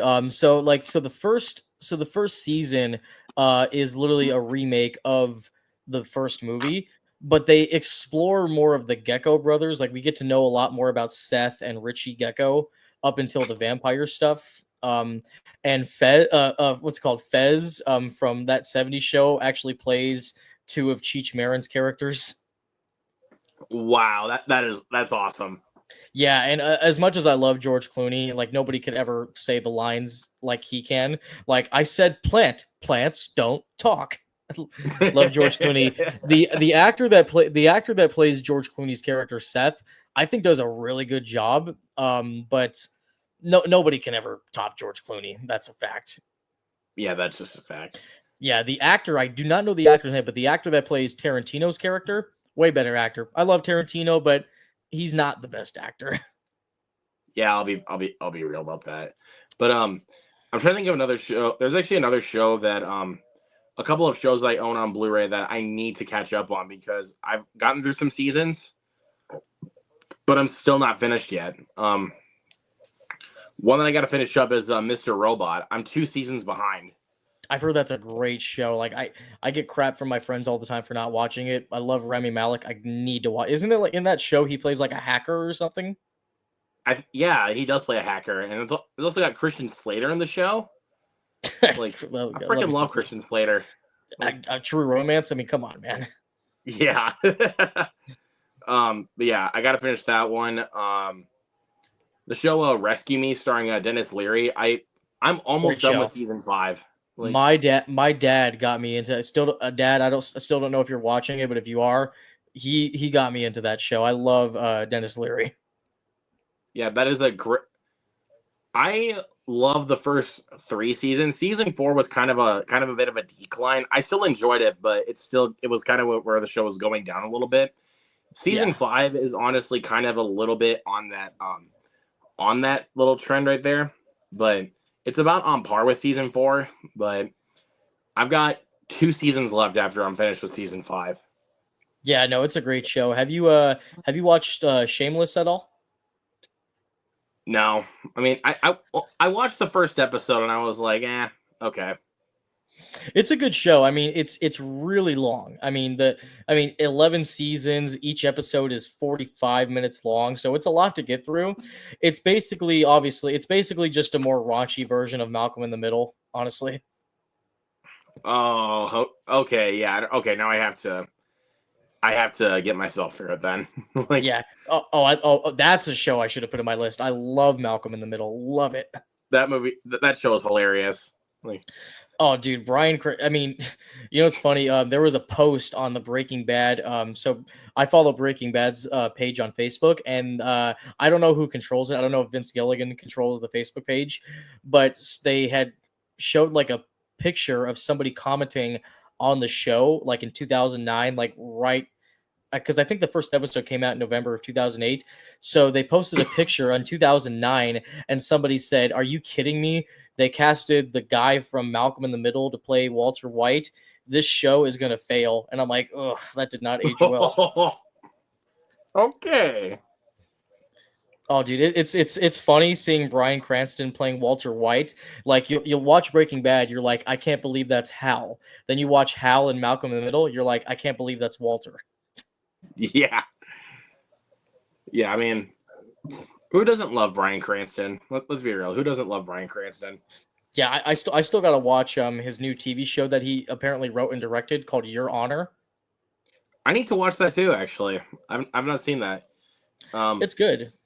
From what I've heard, it's good. My dad watched a couple episodes, but definitely still gotta watch it. Yeah. Um. Yeah. Yeah. That was a good little discussion on TV shows. Yeah, what are some of the comments looking like here now? Let's see. Laren's been putting in. Wilfred is based on a British series. Okay. Yeah, that's right. It kind of like Shameless was also based on British. The Office was originally a British show, so it's in that same category. But yeah, Wilfred's really good. Yeah, I mean, I'll check that out. I definitely will. It's just again, I need to find the right time to get myself through it because there's also other shows I need to finish too. Oh man, sometimes like I'll hear people like saying, "Michael, you got to watch this show," and I'm like, it's easy to watch. It's easier to watch a movie, even if it's a 3 hour movie. You can just watch the movie and then it's done. But for a show, it just keeps going and going, and you're like, oh god. Yeah, it's like there are times like where you feel like you're getting a little bit nauseous, and I'm like, like you feel like you're just gonna start crying. Like by the time it's like it's never gonna stop. But if a show is good, it can literally shadow you going, "Oh, this is taking too long." Like Breaking Bad, I think when I watched it, because I've seen Breaking Bad like 6 times, I think the first time I watched a Breaking Bad, I was probably watching like maybe 4 or 5 episodes a day. Like I was just binging that show and not stopping. Like I mean, it took me even a couple of days to binge the whole show a second time. Like I binged it like a son of a bitch. Like Yeah, no, it's. I think I think I've seen Breaking Bad like to the point where I had that entire show imprinted in my head. I mean, still to this day, I literally always say, "This is my own private domicile, and I will not be harassed, bitch." I love Breaking Bad. Like again like we said, who does not love Breaking Bad? Like Exactly. I mean, I've met some people who just like the show, but I've never met somebody that said it was bad. Well, I don't think. Well, I mean, you can definitely probably meet some people and say like Breaking Bad's just not the show for me, and you're like, okay, fair enough. But like, I don't think you'll ever hear somebody say Breaking Bad has horrible writing. And I'm like, okay, if you're somebody that thinks Breaking Bad has awful writing, then I don't know what you think good writing is.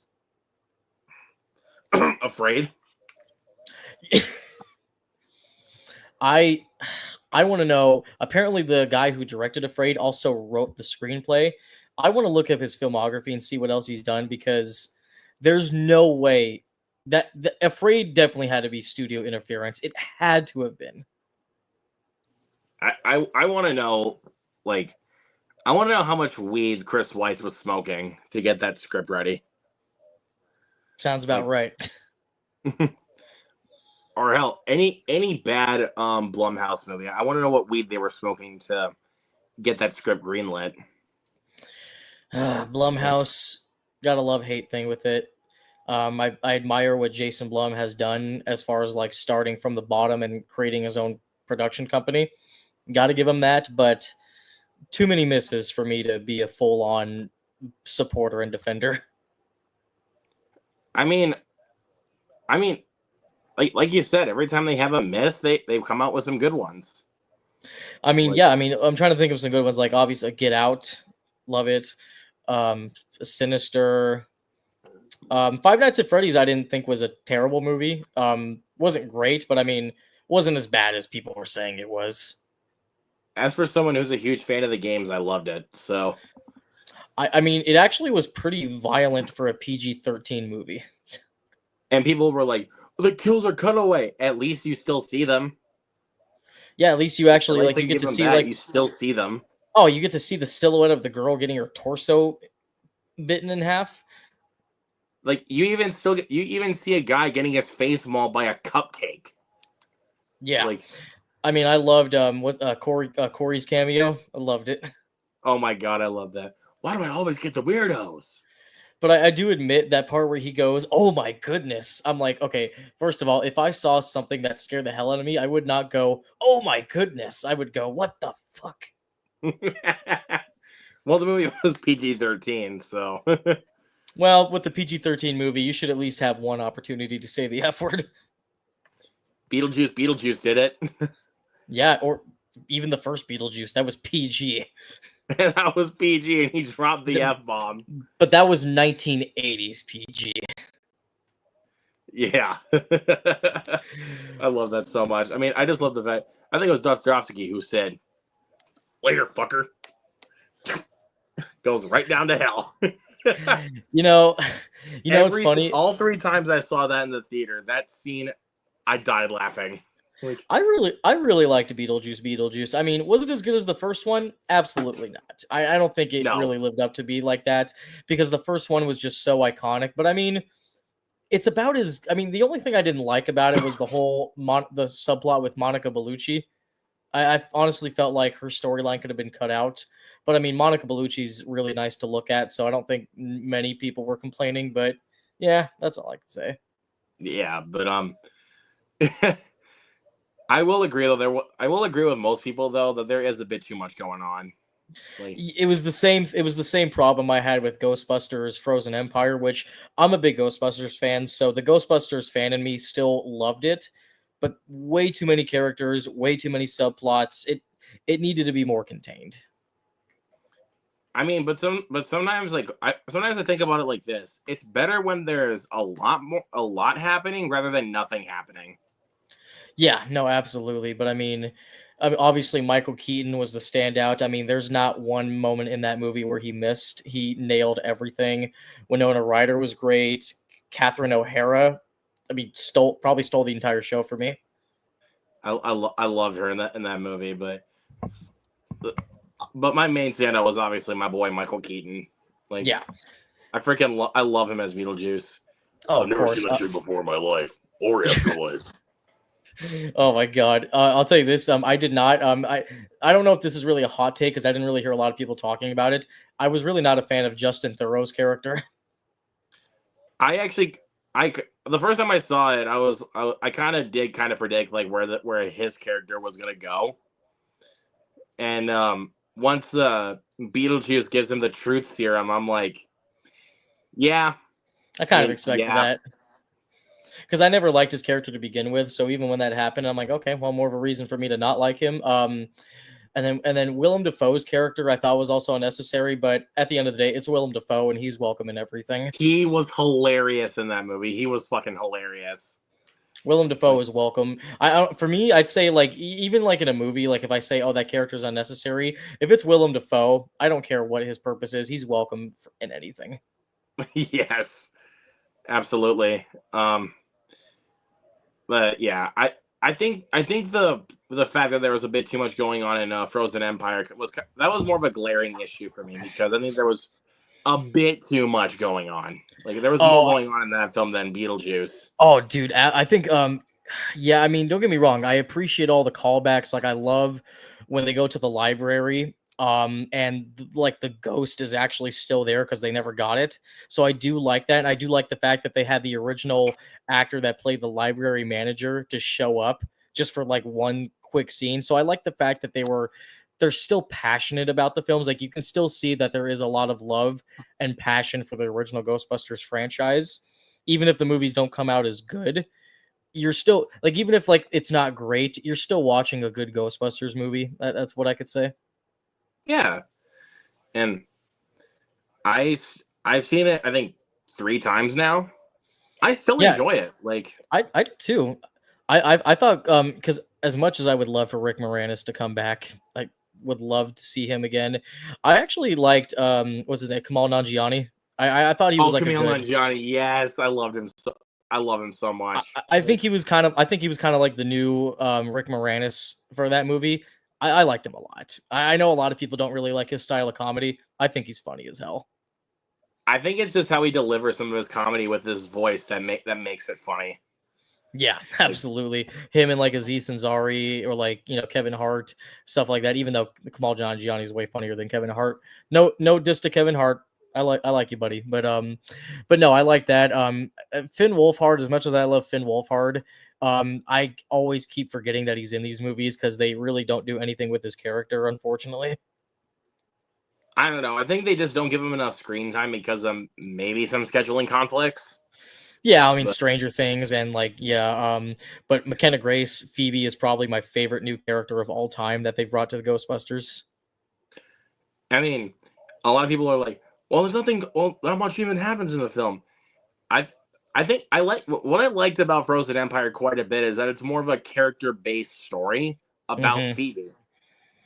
Yeah, no, Phoebe is awesome. I love Podcast, even though a lot of people thought he was annoying. I thought he was funny as hell. I love him so much, man.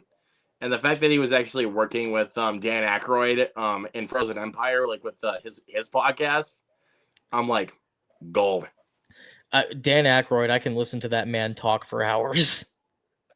Yeah, I love Dan Aykroyd. Like, if you, I'll just say, Michael, if you want to see somebody embody Dan Aykroyd perfectly, look no further than Saturday Night. Really, I still haven't seen it. The actor that played him did good. Yeah, Dylan O'Brien played Dan Aykroyd, and he embodied Dan Aykroyd perfectly. Like it was like scary. It wasn't scary. I was just so impressed with how well he did it. Like, there were some actors, like, I was so impressed with how well they did these legendary comedians. Like, Corey Michael Smith played as Chevy Chase in the film, and he was really good. He did so good embodying Chevy Chase. And that's something hard to do because Chevy Chase is a character, and I still got to watch Saturday Night. I heard it was really good. I don't think it's in theaters anymore. I think it's probably playing at like a dollar theater probably near me, but I'm gonna rent it because I really, really want to see it. It's so good, man. I'm trying to remember who else was in there. I know Gabriel LaBelle. He played Lorne Michaels, I think. That kid has a bright future, dude.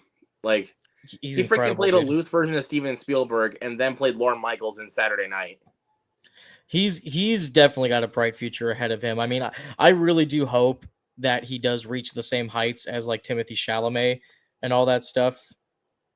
I hope he does too, man. I love that kid. I don't remember who else was.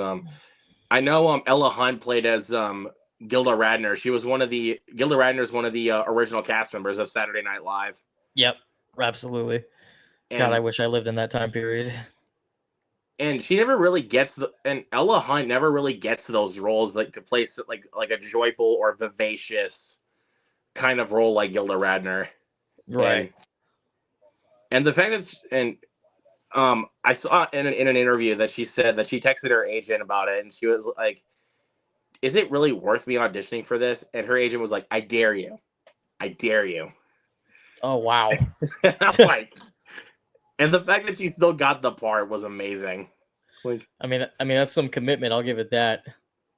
I'm trying to remember who else. Finn Wolfhard was in that too, wasn't he? Yeah, but he was the guy that was handing out the tickets for for the show. Oh, okay. So he probably didn't have like much of a big role then. He doesn't have much screen time, but for the time he has on screen, he's still great. Like, okay. I'm trying to remember who else. I know Cooper Hoffman was in it as Dick Ebersol. Okay. He's the middleman of Saturday Night Live. Like he's kind of like Lauren's middleman. Okay, gotcha. I'm trying to remember who else. I know this guy named Matt Wood which I'll say that guy's got a future ahead of him. He plays as John Belushi. Ooh, now that I want to see. He was a really good John Belushi. Blues Brothers is probably one of my favorite movies of all time. I'm a soul man. Oh, speaking of soul man, you gotta love the Drake and Josh Blues Brothers tribute. Yes. Don't you miss Golden. it? Like, don't you miss it when kids movies and kids shows used to like take risks? Like they wouldn't talk about the Blues Brothers on a Nickelodeon show nowadays. Yeah, but the fact they did that on Drake and Josh is amazing. Yeah, gotta love. I love the Blues Brothers. You know, it's funny because I remember I asked my mom and dad, I'm like, "What is this movie?" And then I watched it, and I'm like, "Oh, I didn't. This movie's actually really inappropriate." Yeah. I mean, they're literally like making fun of nuns, calling them penguins. That's the type of comedy you would never see nowadays. Oh my god, I laugh my ass. I have it on 4K. It's a really good 4K transfer. I haven't seen it in a while, but I still laugh my ass off every time like they're running away from the nun and John John Belushi's like stuck in the desk and he can't get out. Yes.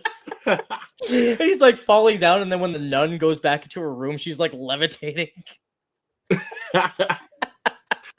Oh my god! And then after that, I think they run into Cab Calloway or something like that. Yeah. Also, God. are you familiar with actor Nicholas Braun? Nicholas Braun. What has he been in? Sounds I'm familiar.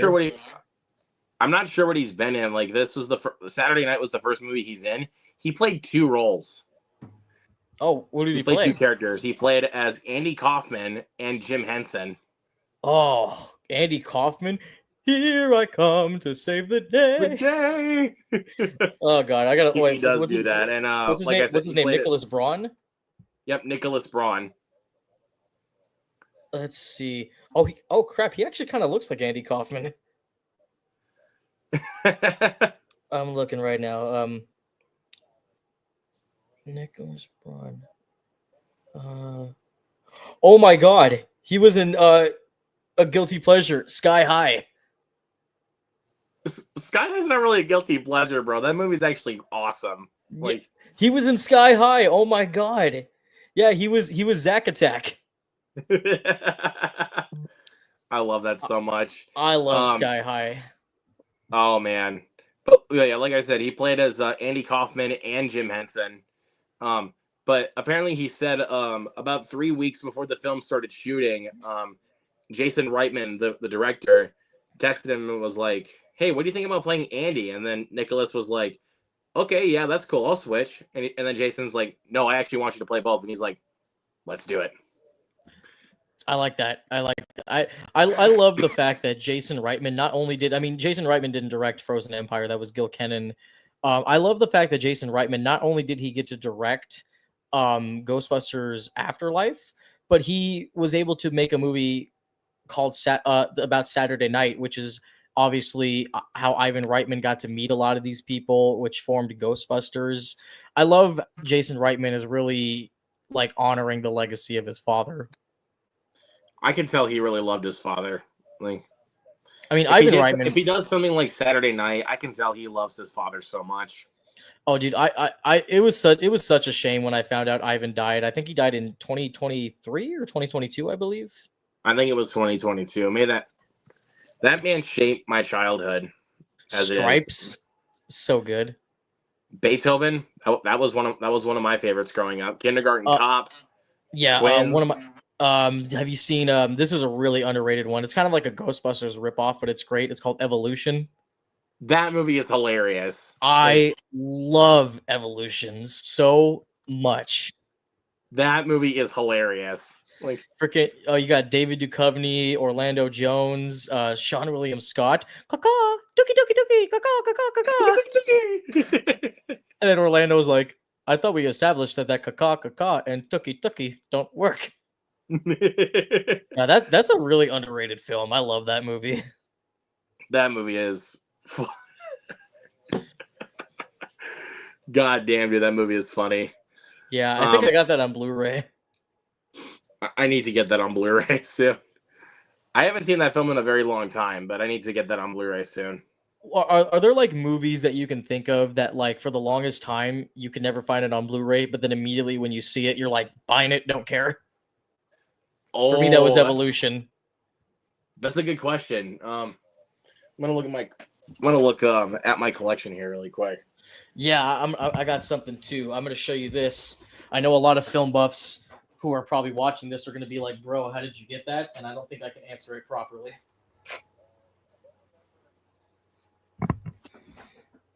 I'm gonna go with this one actually. All right, so since you're the guest, you can show yours first. Okay. Dead Presidents. Oh, and it's real. It's real. It's not just for show. It's real. So that's get this. awesome. Dead Presidents. You're not going to find it on Blu-ray. Trust me. Look it up. You can go on the deep web on Tor. You will not find it. I found this. There was this guy on Etsy. He doesn't do custom Blu-rays anymore. I'm not exactly sure why. But he had this. Because for the longest time, I loved it. I think it's one of my favorite like hood films of the 90s. And I love this movie, but every time I would find it on DVD, it was a horrible transfer. Like it looked so blurry. It even looked bad on an old TV. And I'm like, dude, I just want a good quality version of Dead Presidents. I don't care if I have to make a copy myself. Like I'll download a program. I'll make my own custom Blu-ray. Very illegal. Don't care. Well, actually, I think it's only illegal if you sell it. But technically, this guy did sell it, so he did break the law. Maybe that's why he doesn't make the movies anymore. Probably. But this was a great high quality transfer, and apparently, the Hughes brothers have actually been trying to get a new digital remastered version. But since Hollywood Pictures is not a thing anymore now, because technically this is a Disney movie.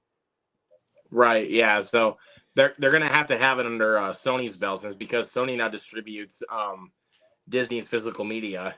Exactly. So like for this, it's just like I remember I posted this on my Film Buffs Facebook page, and I had like maybe 200 people commenting like, "Bro, how the hell did you get that?" And I'm like, I'm just lucky. I had to give up my left foot for this. That's why I walk with a gimp. But yeah, definitely a movie that you will never ever see in stores or anywhere. Yeah, for sure. All right, so I found 3 of them that I can think of. I'll show this one first. I mean, I know this one has a 4K coming out soon, but when I found this at the pawn shop, I was like, and it was for $5. I was like, mine. How'd you do it? The Faculty. Oh yes, love The Faculty. Like as soon as I saw it there, I was like, that's mine. I love Josh Hartnett is one of my favorites. Yes. I think I was one of the few people that actually enjoyed Trap. I really did. Let's go, dude. Hell yes. Okay, look, don't get me wrong. I think the last 30 minutes of the movie definitely is when it kind of went down. Like before you show your next Blu-ray, I think in my personal opinion, without going into it too much, I think the way they could have done that rather than Josh Hartnett coming to Salika Shyamalan going, "Hey, I'm the guy you're looking for." Because it's like Josh Hartnett throughout that entire movie makes smart decision after smart decision after smart decision, but then when you see him make a dumb decision like that, you're like, you got to be kidding me. I think what would have been really clever is like they finally leave the show, they get a ride home, and then Salika kind of has like this revelation where she notices everything about Josh Hartnett and then puts two and two in her head that Josh Hartnett is the killer. And then she goes back to the house and acts like she's just there to like hang out with them. I think that would have been a more clever way than Josh Hartnett going, "Hey, look, here's the guy I kidnapped. He's right here." I think that would have been a clever and more smart way to go about it. Now that you say that, yeah, I kind of agree. Yeah, but at the same time, it didn't ruin it. Like I thought, I liked it a lot. I liked it enough to get it on Blu-ray. I have it on Blu-ray as well. But if I want to go get that, then I have to literally walk. I have to go outside of my room and go to another shelf.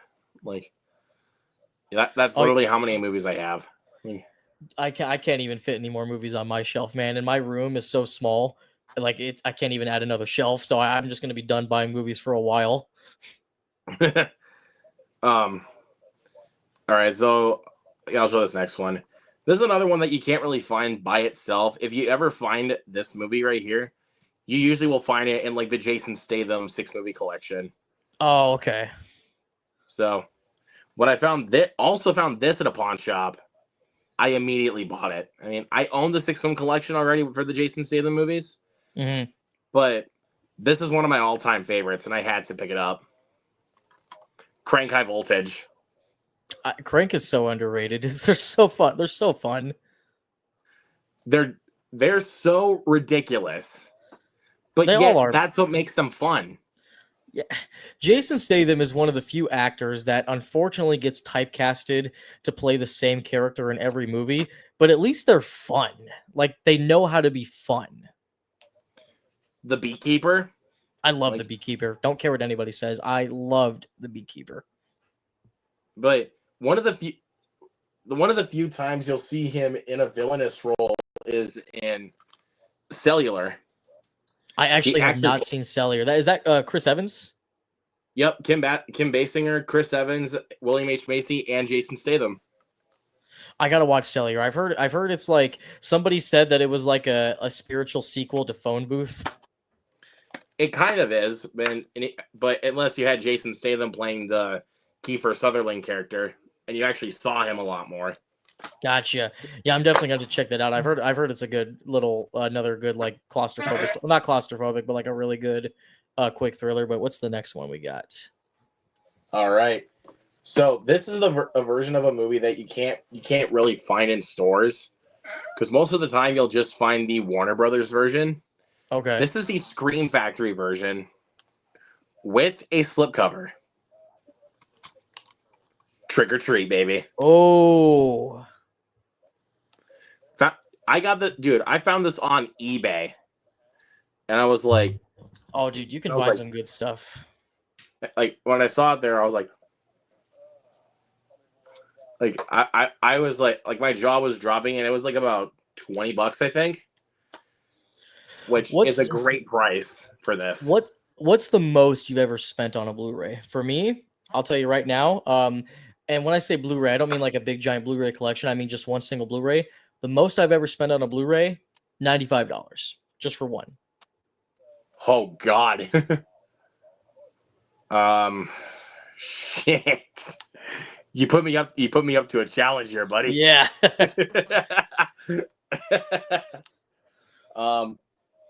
I'd say actually about $130.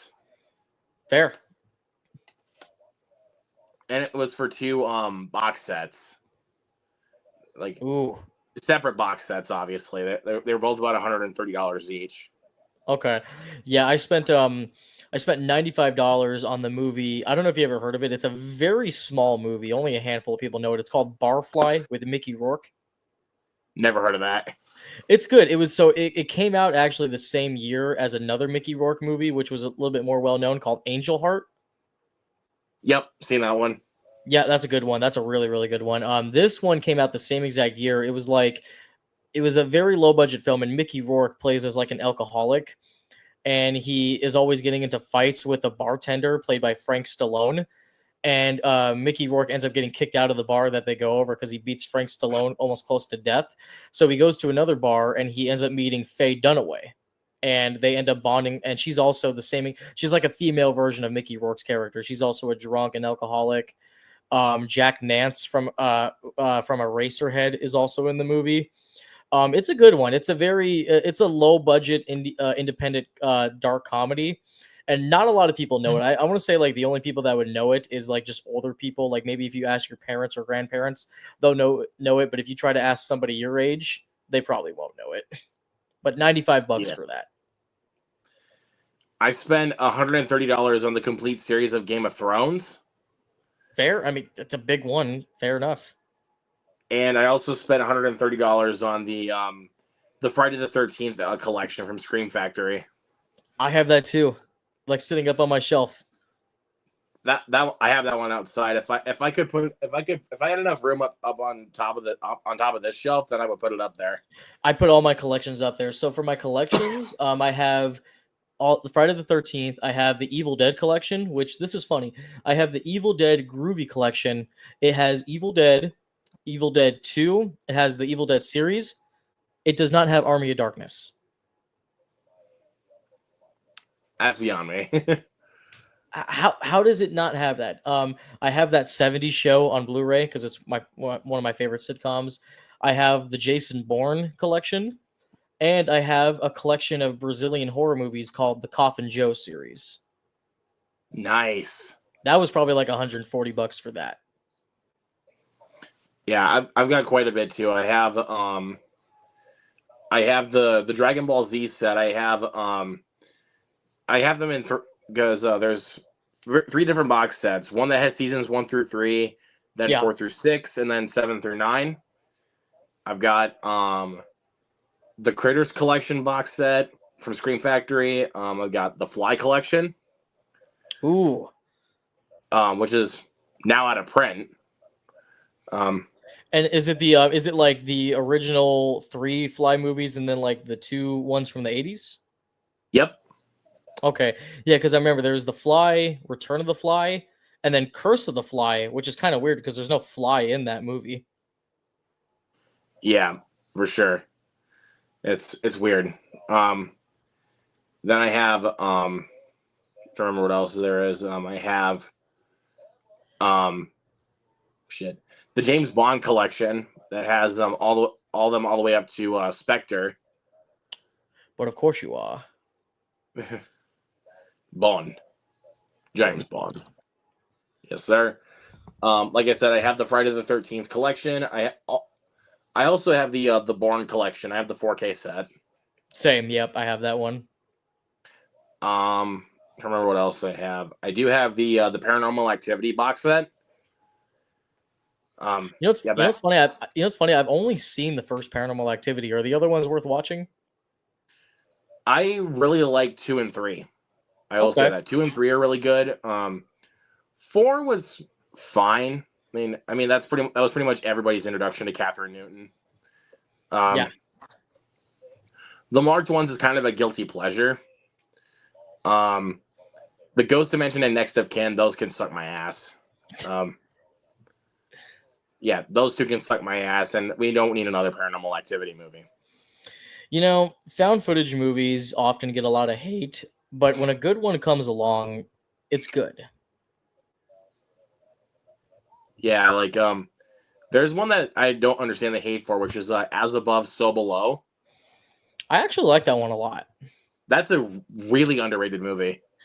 I mean, most of them are terrible because it's just easy for somebody to pick up a phone and just move around and just act like something scary is happening. But I liked this one. I know a lot of people didn't really like it, but I liked The Visit, the M. Night Shyamalan one.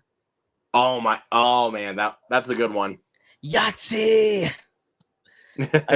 I enjoy that. It's I bedtime. It's so good. That was probably one of the craziest theater experience I've ever had, no doubt. And then one more. I haven't seen the whole thing, but I've heard it's really, really good. It's more of a, I don't know if you would consider it found footage. It's kind of like would the movies you know the movie Searching with John Cho and then Missing. Yes, yeah, that's. Would you consider those found footage movies, or what would you consider those? I mean, they're kind of found footage. They're because they're told from somebody's computer. Uh, It's computer it's like how the perspective unfriended movies. movies are. Like it's they're movies through web browsers. So web browser movies, I guess we could call it. I gotta find a better way to create a name for that subgenre. But I haven't seen the whole thing of this, but I've heard it's a really messed up movie. It's called Megan is Missing. Never seen that. Never, nor have I heard of it actually. It came out in like 2013, and apparently it's supposed to be like it's about like this girl that goes missing, and it's like about her friend that's going through her friend's computer, like through her computer, trying to figure out where she might have gone. I've heard it's a really disturbing and really fucked up movie. I'm like, well, you have me at disturbing and fucked up. Yeah, for sure. Looking at some of Michael's comments, says gotta have Michael part of the hangouts. Of course, man. Once we kind of have a better schedule, have him on more hangouts soon. Yeah, no, definitely. And then he says, check out Luke's favorite film, Borderlands. Screw you. And he did do a review on it, and my God, that film was bad. No redeeming qualities. I'm sorry. I mean, people could say, "What about the special effects?" I'm like, I mean, sure, but they're basic. I actually have a couple of things that I did admire. It wasn't poorly filmed. Like No, it wasn't poorly filmed. Like there was at least some good camera work. oh yeah, I mean, Edgar Ramirez, probably one of the worst villains ever. Jesus Christ. Like that guy, he's not even villainous. No, he's just evil, rich businessman. That's all he is. He doesn't even do anything menacing. Oh, dude, he shows up in the beginning of the movie and doesn't show up again until the last 5 minutes. Fuck that. I actually didn't mind Ariana Greenblatt as Tiny Tina. I thought she was like the one actor in the film that looked like she was having a good time. At least she was the one trying. Like, at least I can at least say she was trying, but oh my fucking God, though, Jack Black as Claptrap, annoying. Well, you know what's funny? The first 10 minutes of his character, I was like, you know what? Jack Black is funny. I like Jack Black. But oh my God, after a while, I'm like, dude, I would rather listen to Minions go, "Ah, ba da, ba ba ba boy, ah, ba da ba." I'd rather hear the Minions do that than hear Jack Black. Like it got, and I like Jack Black a lot. I do. But oh my God, he was insufferable as Claptrap. Yes, he was absolutely insufferable. Kate Blanchett as Lilith. I'm sorry, but 53 or however old Kate Blanchett is, um, you expect me to believe like in that movie there's like the flashback where it shows Lilith when she's a little kid, and that supposedly took place 15 years before the events. I'm like, yeah, I find it very hard to believe that that little girl would grow up 15 years later to look like Kate Blanchett. I was trying to think of somebody who would actually make it more believable. I don't know who could have done good. I mean, Jamie Lee Curtis, I thought was fine. I mean, it is what it was. She was trying. Kevin Hart definitely miscast. I would.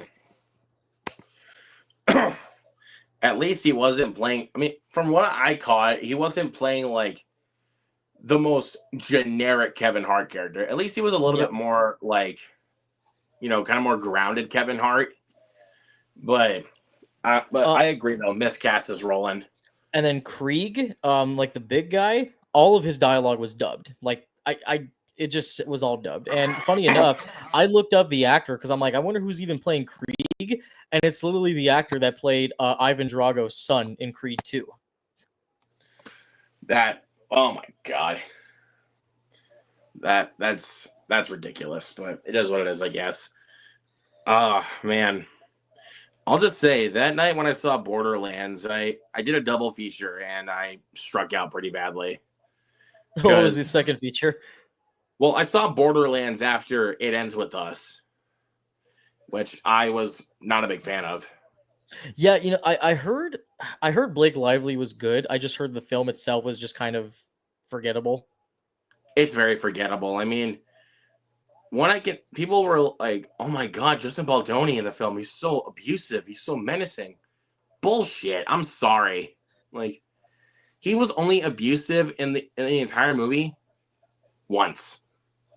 Yeah, that's what I heard, and that's what I heard because, and I know that, and I know, like, when it comes to movies like that, there's always like controversial stuff, like, oh, men wouldn't understand this film. I'm like, well, I don't think it's fair to like say that a specific gender wouldn't understand the film because there's plenty of movies about people in abusive relationships. If you want to watch a good one, not that watching abuse is fun in movies, but if you want to watch like a really good movie that really does detail what it's like to be in an abusive relationship, watch the movie about Tina Turner and Ike Turner from like the 90s.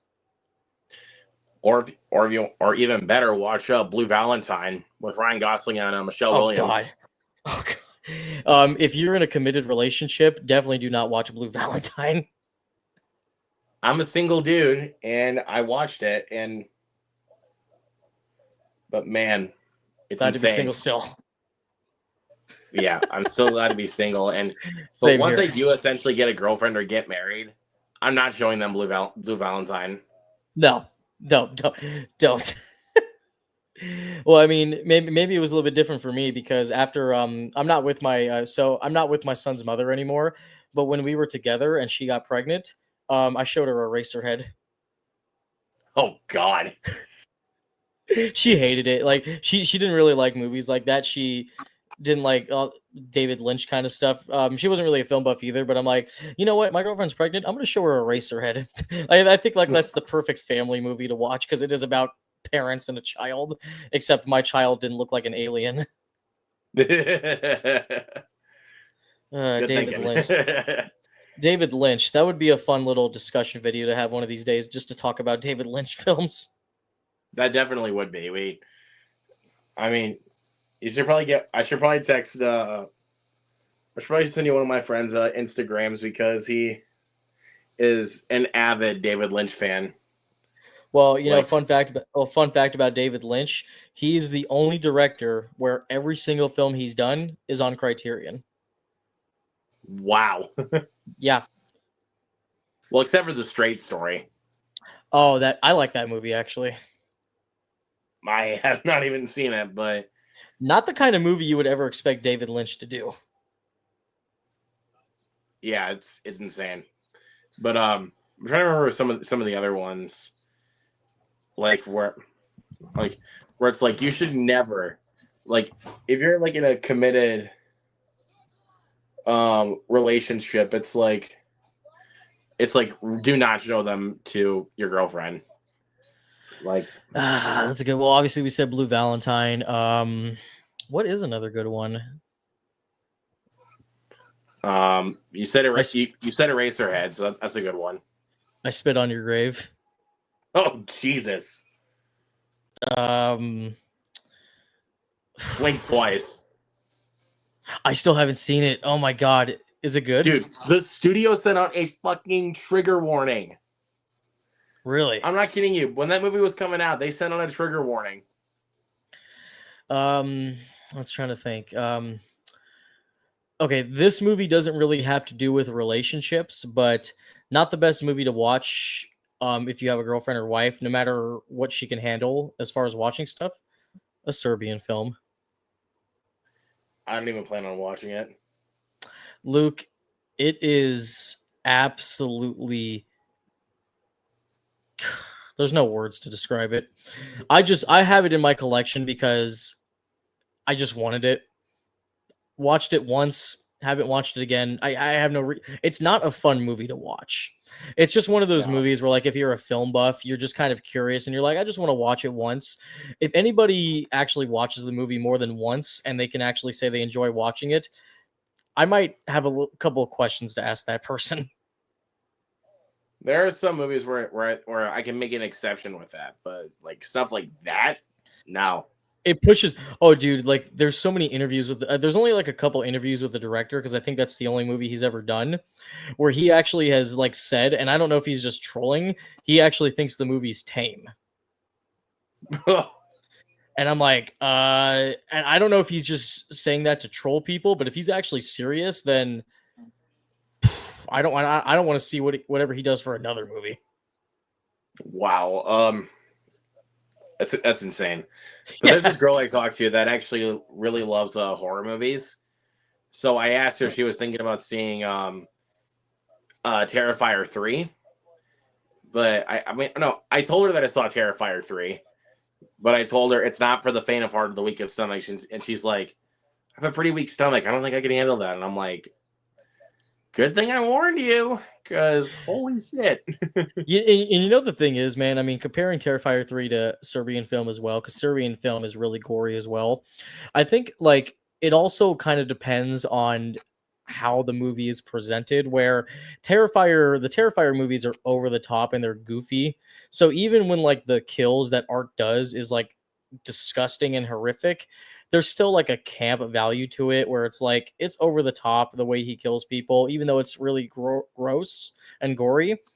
It's not anything where I'm like, I can't look at that. But for like a Serbian film, since that movie like takes itself very seriously with the violence and there's not really any funny scenes, that's where it bothers me the most.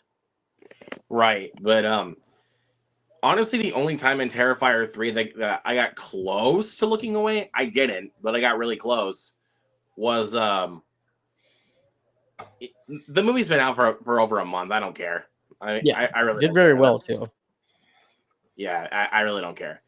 It's when it's in the shower scene, obviously, the best scene in the movie.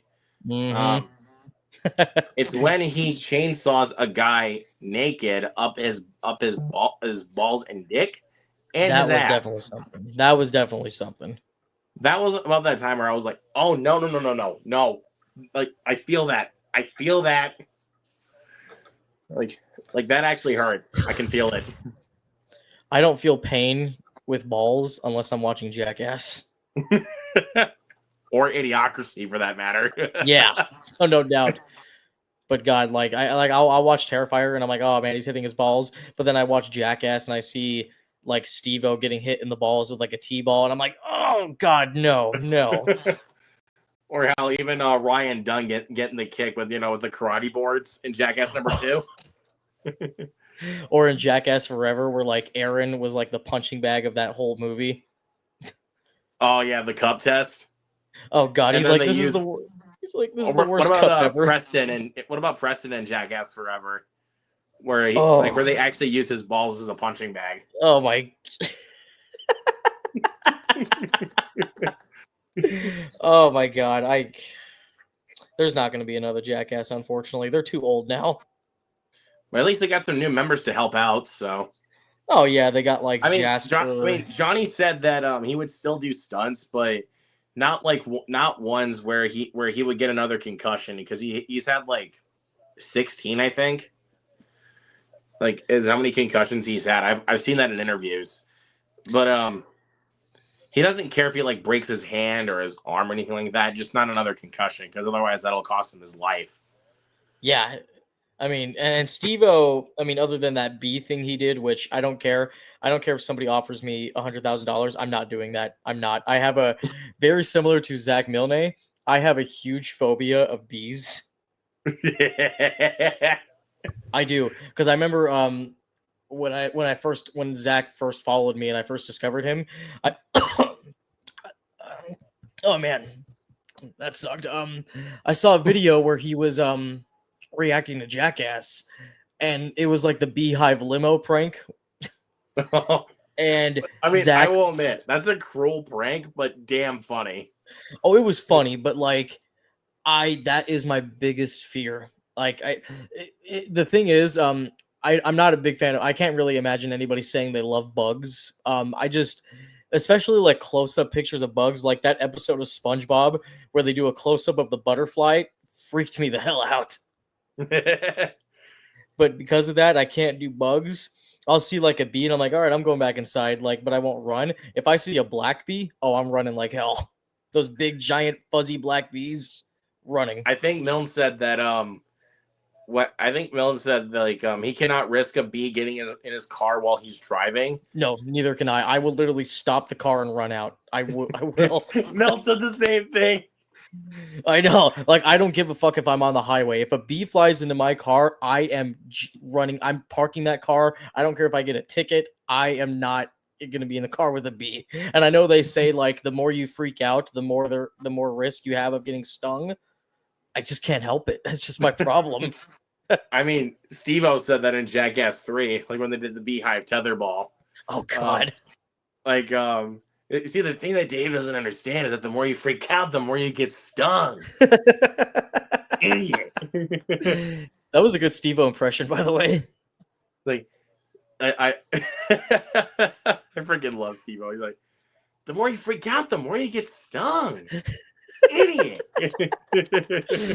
My favorite Steve-O line is that I'm Steve. Why do I have to be Steve-O? Oh, why do I have to be Steve-O? Oh God, that's probably like my. I was trying to think of one of my favorites. He's like, "This is champion card thrower Jim Carroll. He's come to throw cards into Wee Man's ass. But what Wee Man doesn't realize is that he'll be sitting on the electric stool." And and then Pontius is like on the thing. The electric stool is actually one of my favorite pranks. No, where's the fucking card throwing machine?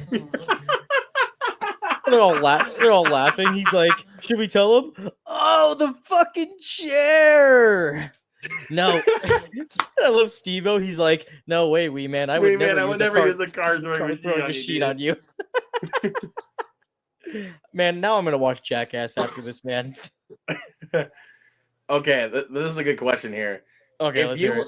Okay, so besides obviously the bee stunts, like excluding those, if they asked you to do one certain stunt for Jackass, like out of any of the movies, what's another one besides anything involving bugs that you would never do? Like one where it's like they pitch you that idea and you're like, nope. I'll be honest.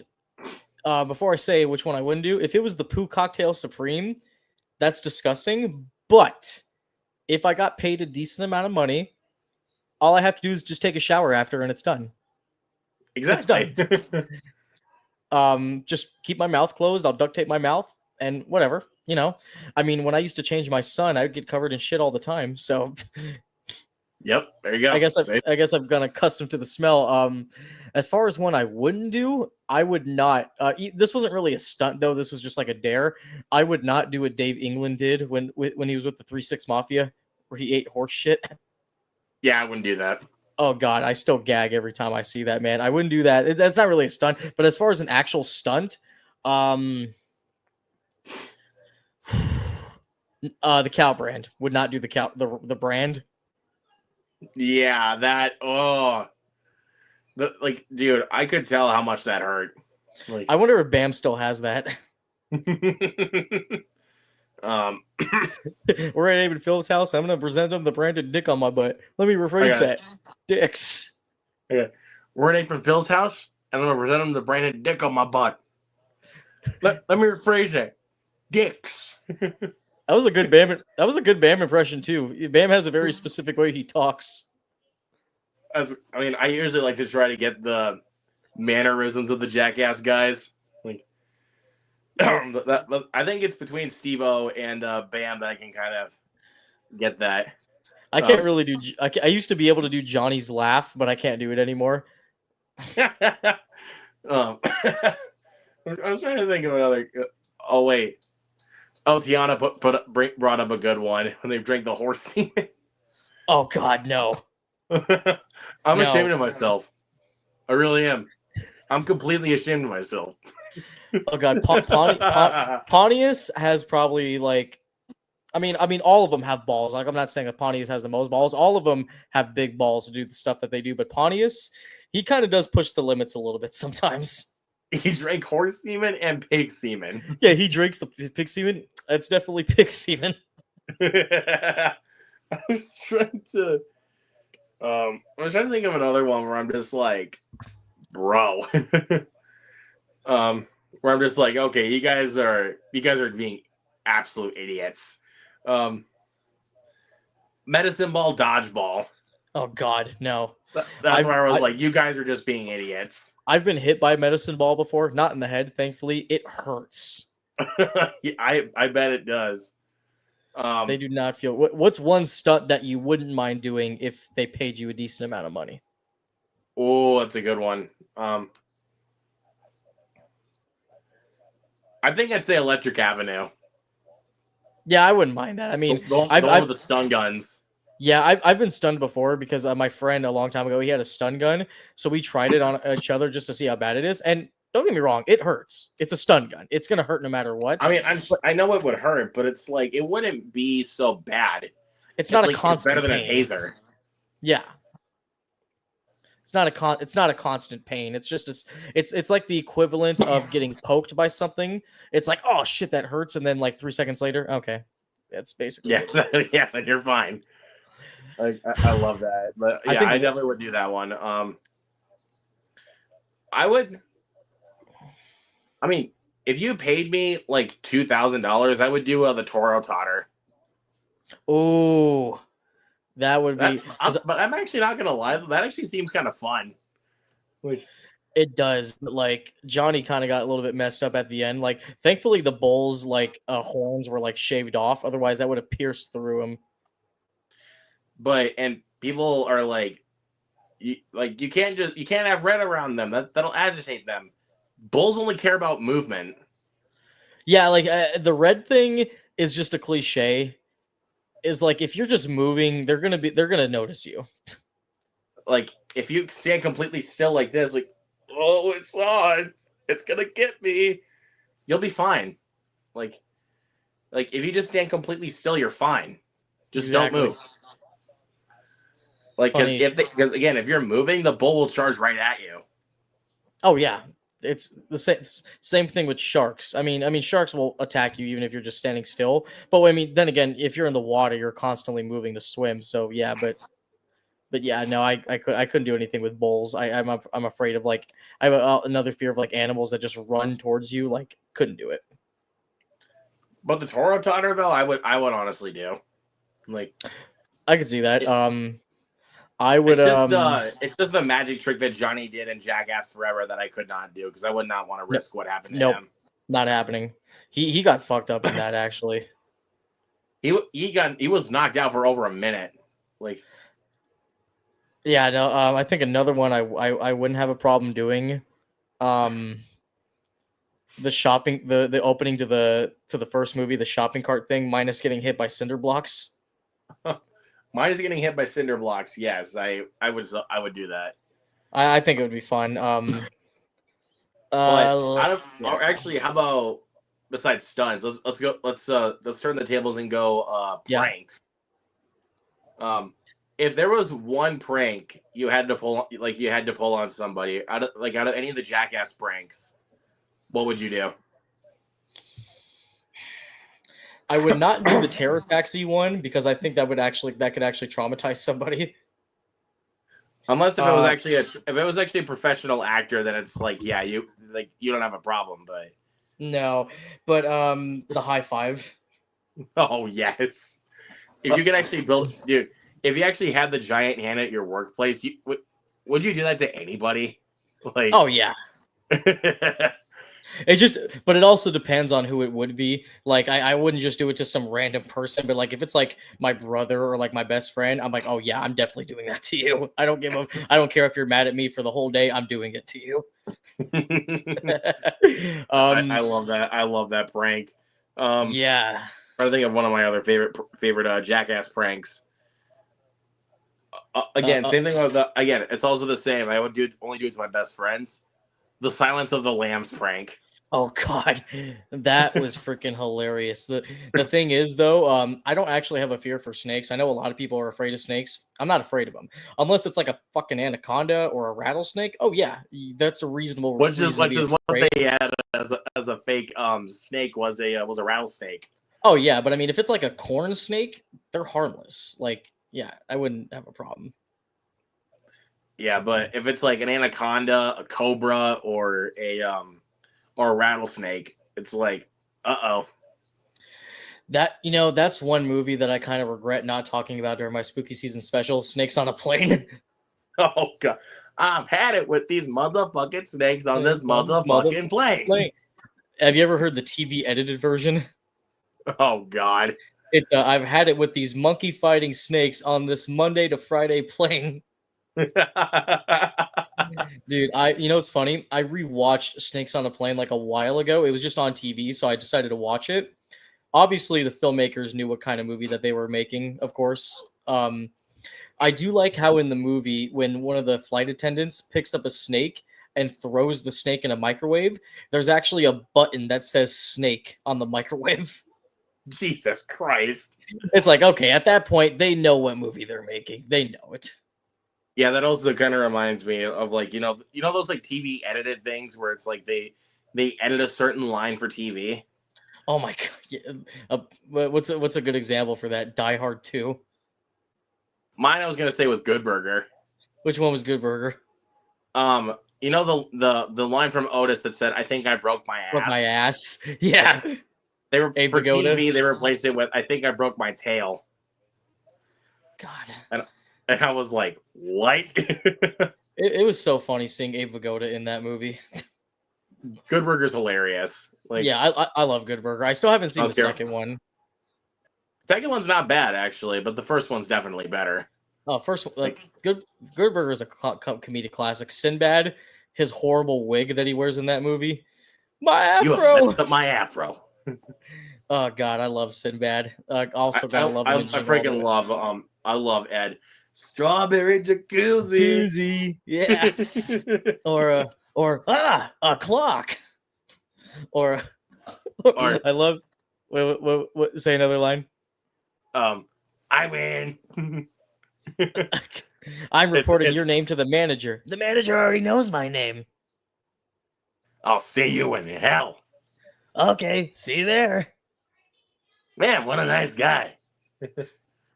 I love one of my favorite lines in that movie is it's where they're like on the roof and then Dexter Keenan's like all, funny, I don't remember what my dad looks like, Ed. I don't remember what my dad looks like either.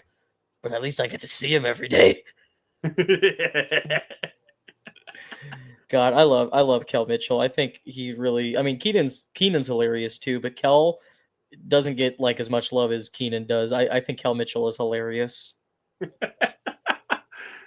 I've just been like, I love it. There's no way a guy can watch his own butt. Then the fucking what's his Kirk from Mondo Burger looking like the lead singer of Sum 41. He does look like Derek Whibley. I love Kirk. He's like, cause Kirk is now your mother and your father. I love that so much. Dude, you need a Tic Tac. Ha! I also love in that movie you got what's her face what's her name Velma and then Hawkeye's Linda wife. Linda Cardinelli. She's like, I'm a psychopath. I'm Ed. Has small space aliens ever told you to go to the zoo and free the kangaroos? Not that I recall. And then the very short cameo from George Clinton. He plays as one of the mental patients. Oh my god. He's like, woo, that music sucks. And then right after that, they play a George Clinton song, and I'm like, oh, I see what you were doing there. I'm trying to think of another great scene. Oh, it's at the mini golf course when he's like 4, and it bounces back and hits Carmen Electra right in the face. Your turn. Your turn. Oh God, that's another movie I'm gonna have to rewatch. Good Burger's underrated. That's a film I watched all the time as a kid. Like, Oh, dude, I could easily have it on right now and have no problem just watching the whole thing.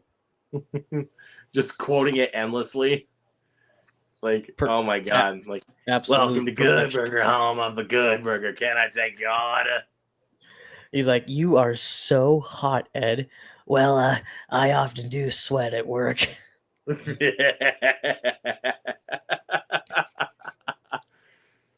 And I kind of love how Kel kind of explained it in interviews. Like what if a Valley guy lived in Chicago? Like, whoa, check out the common sense of it. Whoa. Huh.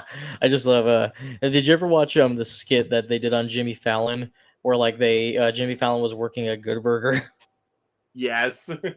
So what I love about that skit is like they had Kel Mitchell come and he's like wearing a wig and the audience they kept cheering so they couldn't say their lines so Kel kept doing this. Just like waiting for them to stop clapping and he's just like Stevie Wonder. And then I love Keenan Thompson coming in. Now listen here, flubber number. The name is Lester Oaks, construction worker. God. Gotta love, gotta Oh love my it. Gotta. god. I freaking Got, love Good Burger. I would love to eat a good burger. I've heard like they have like those pop up locations that show up every now and then, kind of like a Big Kahuna Burger or like Movies from Clerks 2. Oh, movies. Oh my god. I Uh, love Clerks too. That movie's hilarious. I do too. I would love to go to a movies and watch a donkey show. Yes, the next up is a guy with an undersized dick.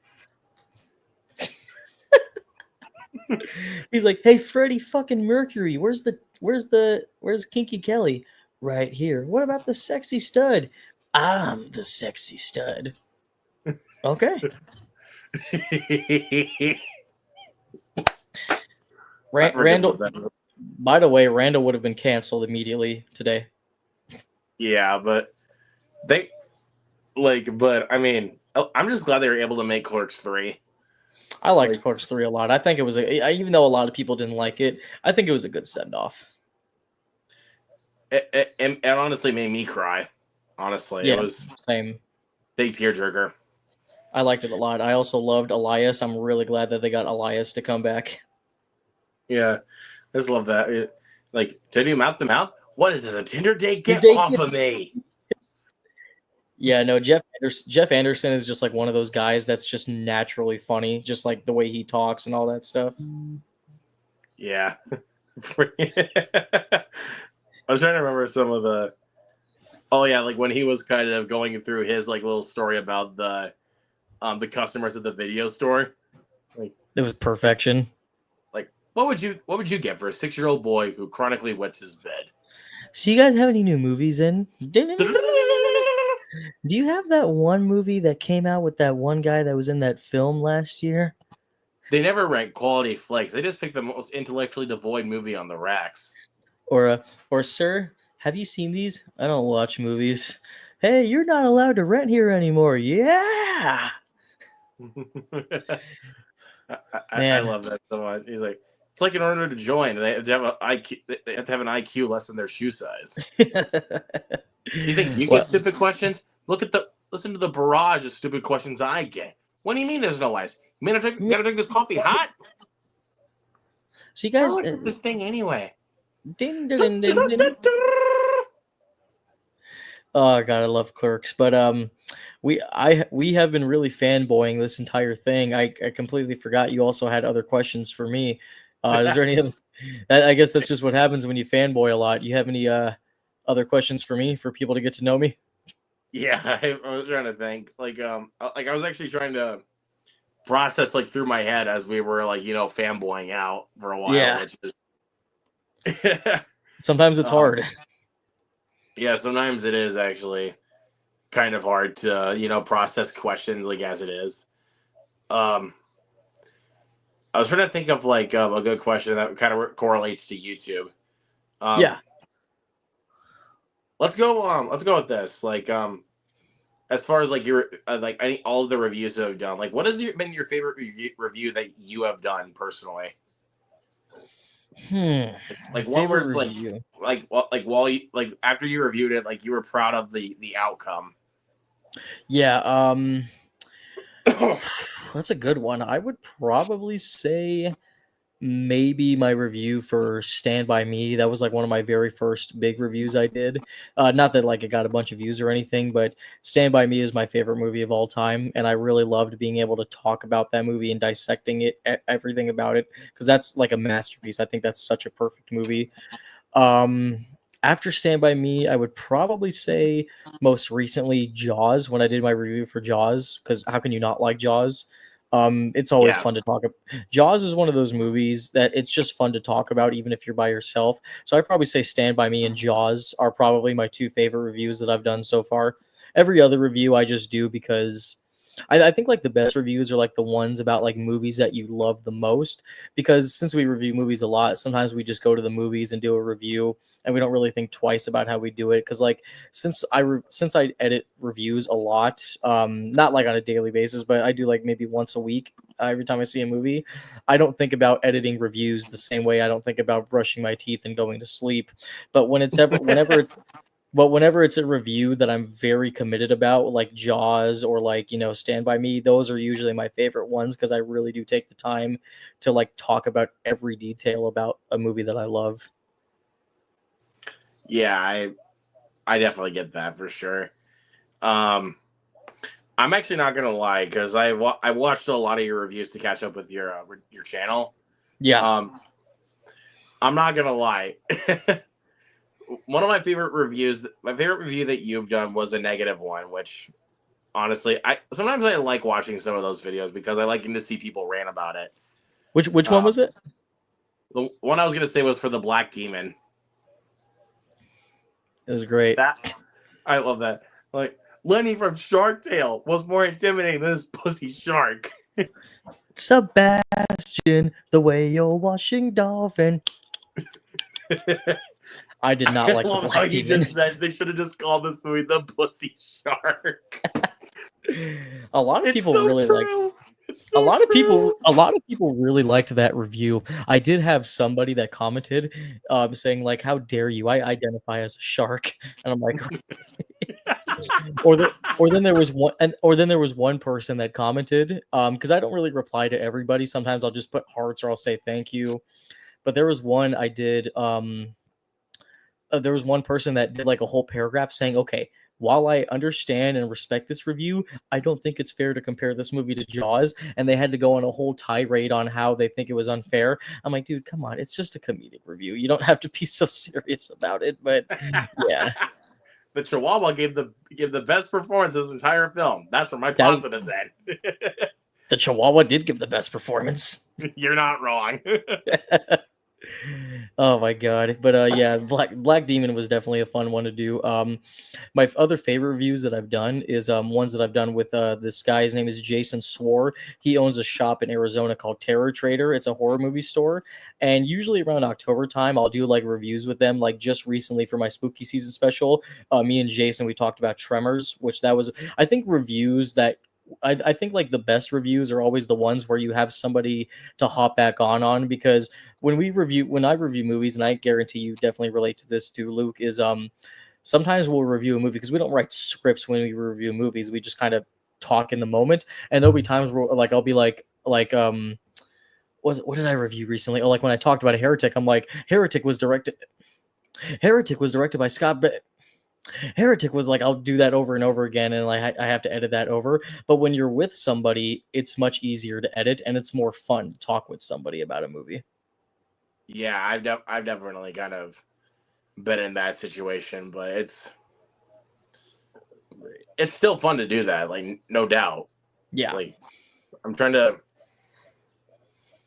I was trying to think of like my favorite review that I've done because it definitely was another rant that I've done. I think mine was for Jeepers Creepers Reborn. Like that was like the most angry I've ever been in a Didn't video. even review it. I hated that movie so much. I didn't even want to review it. Like that's the most angry you'll ever see me in a video. because first of all, Jeepers Creepers is a classic. The first one is great. I mean, despite the director's story, yes, we know.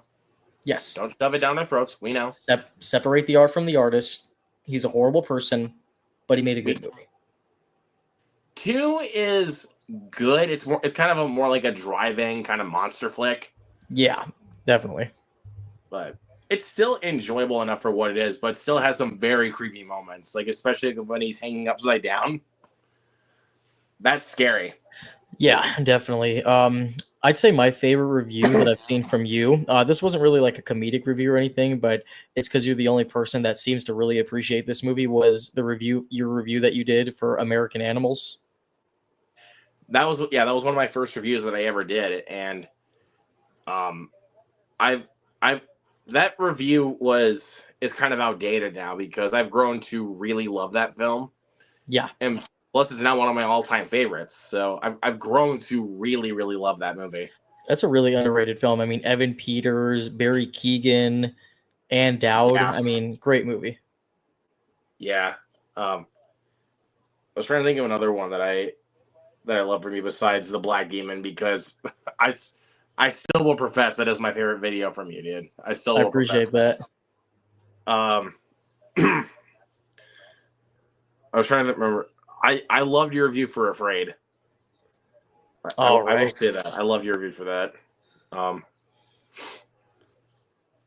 I figured it out. Honora. I liked Honora a lot. I haven't seen Honora, but I love it at the very end before you graded it. Too bad I wasn't the only person in the theater. Insert clip of Pee Wee Herman. I was hoping people would get that joke. I got the joke. that was funny.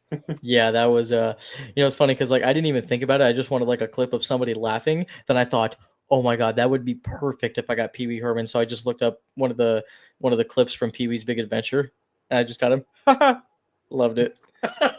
And it's funny, and I showed it to my mom, like the review, because every now and then I'll show her my reviews, and she didn't get it. Showed it to my dad, and he's like, "Wow." Yeah, but I'm trying to remember some of my guys. What's your highest viewed review that you've done, if I may ask? I think it's the review I did for Megan when it came out. That's right. Yeah, you did. That one has that one has like 29,000, which I was actually surprised because sometimes like my reviews, I'm not like really energetic when it comes to, I'm not like, hey guys, I just went to go see Megan. Like I don't do that stuff. I just talk about movies in a regular way. I don't try to create a character. I'm just myself. Like I'm very soft spoken. I don't really go crazy when I talk about movies. But it was just such a basic review that I did of Megan, and for some reason it blew up and a lot of people really loved it. And I'm like, I mean, I really appreciate all the views, but I mean, it's really just a basic review. That's why I was so surprised to gain so many views. My Crow review, I got so many views on that. That review actually did better for me. Did better than I expected. I got over 300 views on it. I expected maybe just a couple. I was maybe just expecting like maybe 40, 50. But no, I got some good views. I got some good likes from people, and I've gotten some good comments. Yeah, from people. They understood my honesty. I did because in the Crow review, even though I did go on a little bit of a rant, I was still like, talking like through about the movie itself. Like I wasn't just saying this is a remake of The Crow and I hate it. Like I was actually one of the few supporters of the movie. Even when they released the first images of Bill Skarsgård, I was like still not against it. I was actually still willing to give it a chance. And even though I did give the movie an F, while I do agree that the movie does have some good elements to the film, it unfortunately wasn't it wasn't enough for me to like give it a better grade. It's just because for me the execution, and I know the movie definitely did have its fans, even though it did pretty bad at the box office. It just for me, there was just something about the movie that just didn't click, and it wasn't Bill Skarsgård's fault. He was working with what he had. I did not like the relationship between Shelley and Eric. I thought it was very forced. I thought the ending was also awful, but I mean, it definitely had its fans, but I think a lot of people enjoyed me talking crap about it. Because I mean, the vast majority of people that I know hate it. So, but at least for you, at least like now that you tell me this, like I respect it a lot more now Yeah. for like why you hate it. Like there are some people that flat out give it like 0 out of 5, and it's like this movie should never have been made. This is criminal, and I'm like, relax. Yeah, no, I completely disagree about the whole like, oh, this is disrespectful to Brandon Lee. I'm like, really? Like, oh, so what's different about Daniel Craig playing James Bond after Sean Connery died? Like, what's different about that?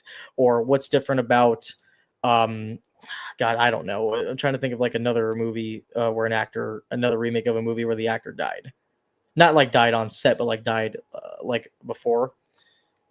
Or Like, doing oh, Joker. yeah, Doing what's Joker. different? Yeah, like because Heath Ledger died after that. Like, what's different about that? I mean, Brandon Lee died while making the movie, so I understand. But even the director Alex Proyas like would talk so much crap about it online, and it's like, dude, look, The Crow is one of my favorite movies. I get why people are upset, but just because Brandon Lee passed away, that doesn't mean filmmakers don't have the right to do something different with the source material, because there's so many, not even just the story of Eric Draven, there are so many adaptations of The Crow that could translate really well into a film. It's just Rupert Sanders, I just don't think he was the right director for it. I mean, he did okay with the Ghost in the Shell film, which I think is one of the better live action anime films in my opinion, but like I just don't think Rupert Sanders was the right director. Somebody I think maybe I'm trying to think who would have done a really good job. James Wan could have done good. Not that he would have ever done that. Lee Winnell, I would have really loved to see that. But yeah, Yeah, I mean, I just don't think Rupert was the right director for that film. I totally get that. I mean, I mainly had faith in it because of the talent involved. Because obviously Rupert Sanders, I think he's actually a really good director. Yeah, Because visually, yeah, he's really cool. yeah, I think he's a good director. I mean, Bill Skarsgård playing the lead role. I was like, that's good. That's good casting. Because Perfect I casting, love yeah. Bill Skarsgård, and I'm excited and I was excited to see what he did. And it's written by the guy that did Gran Turismo, and I was like, okay. I like Gran Turismo. And when I saw, okay, here's the funny part. It was the second time I saw Deadpool and Wolverine. I saw the reviews come out for The Crow, and I was like, oh fuck, this is not good.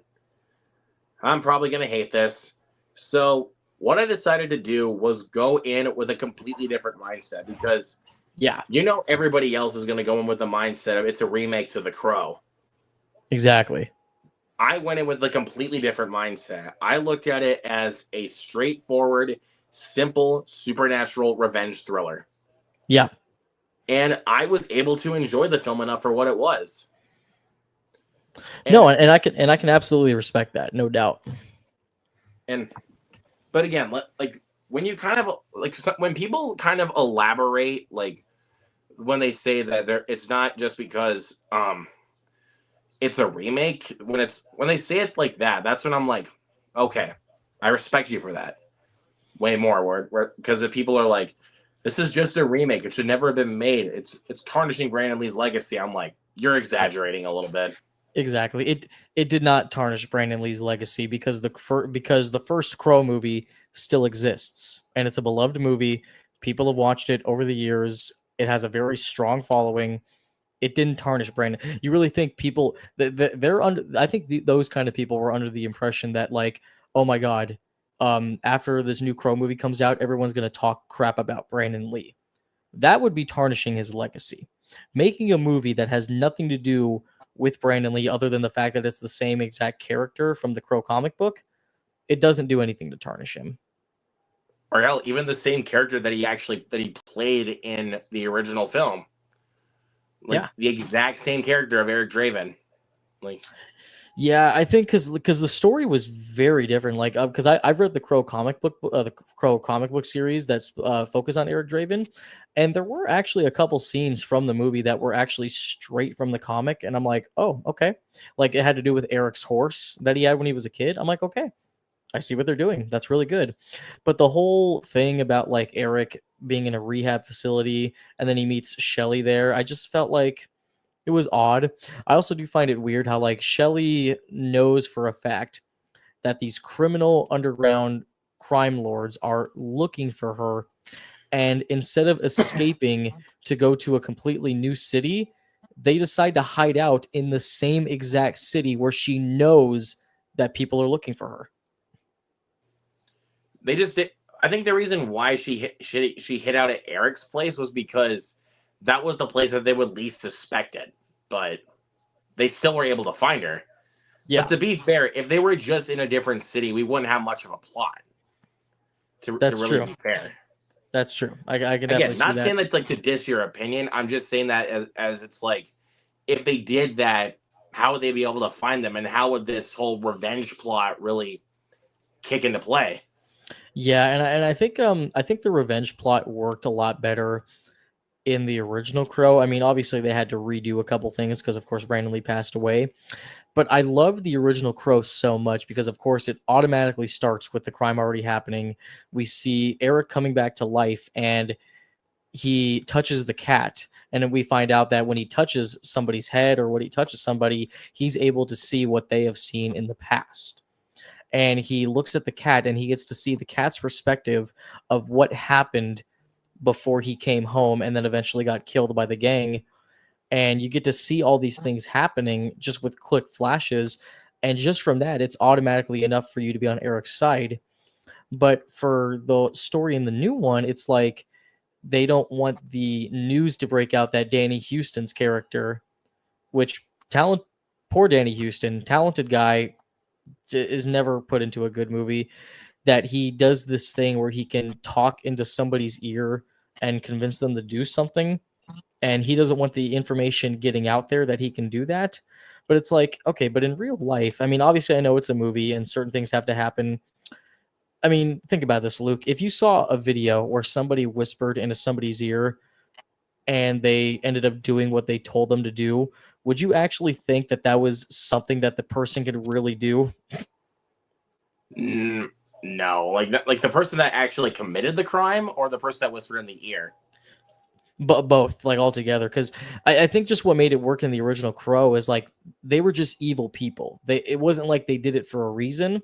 They were just horrible people that did a horrible crime.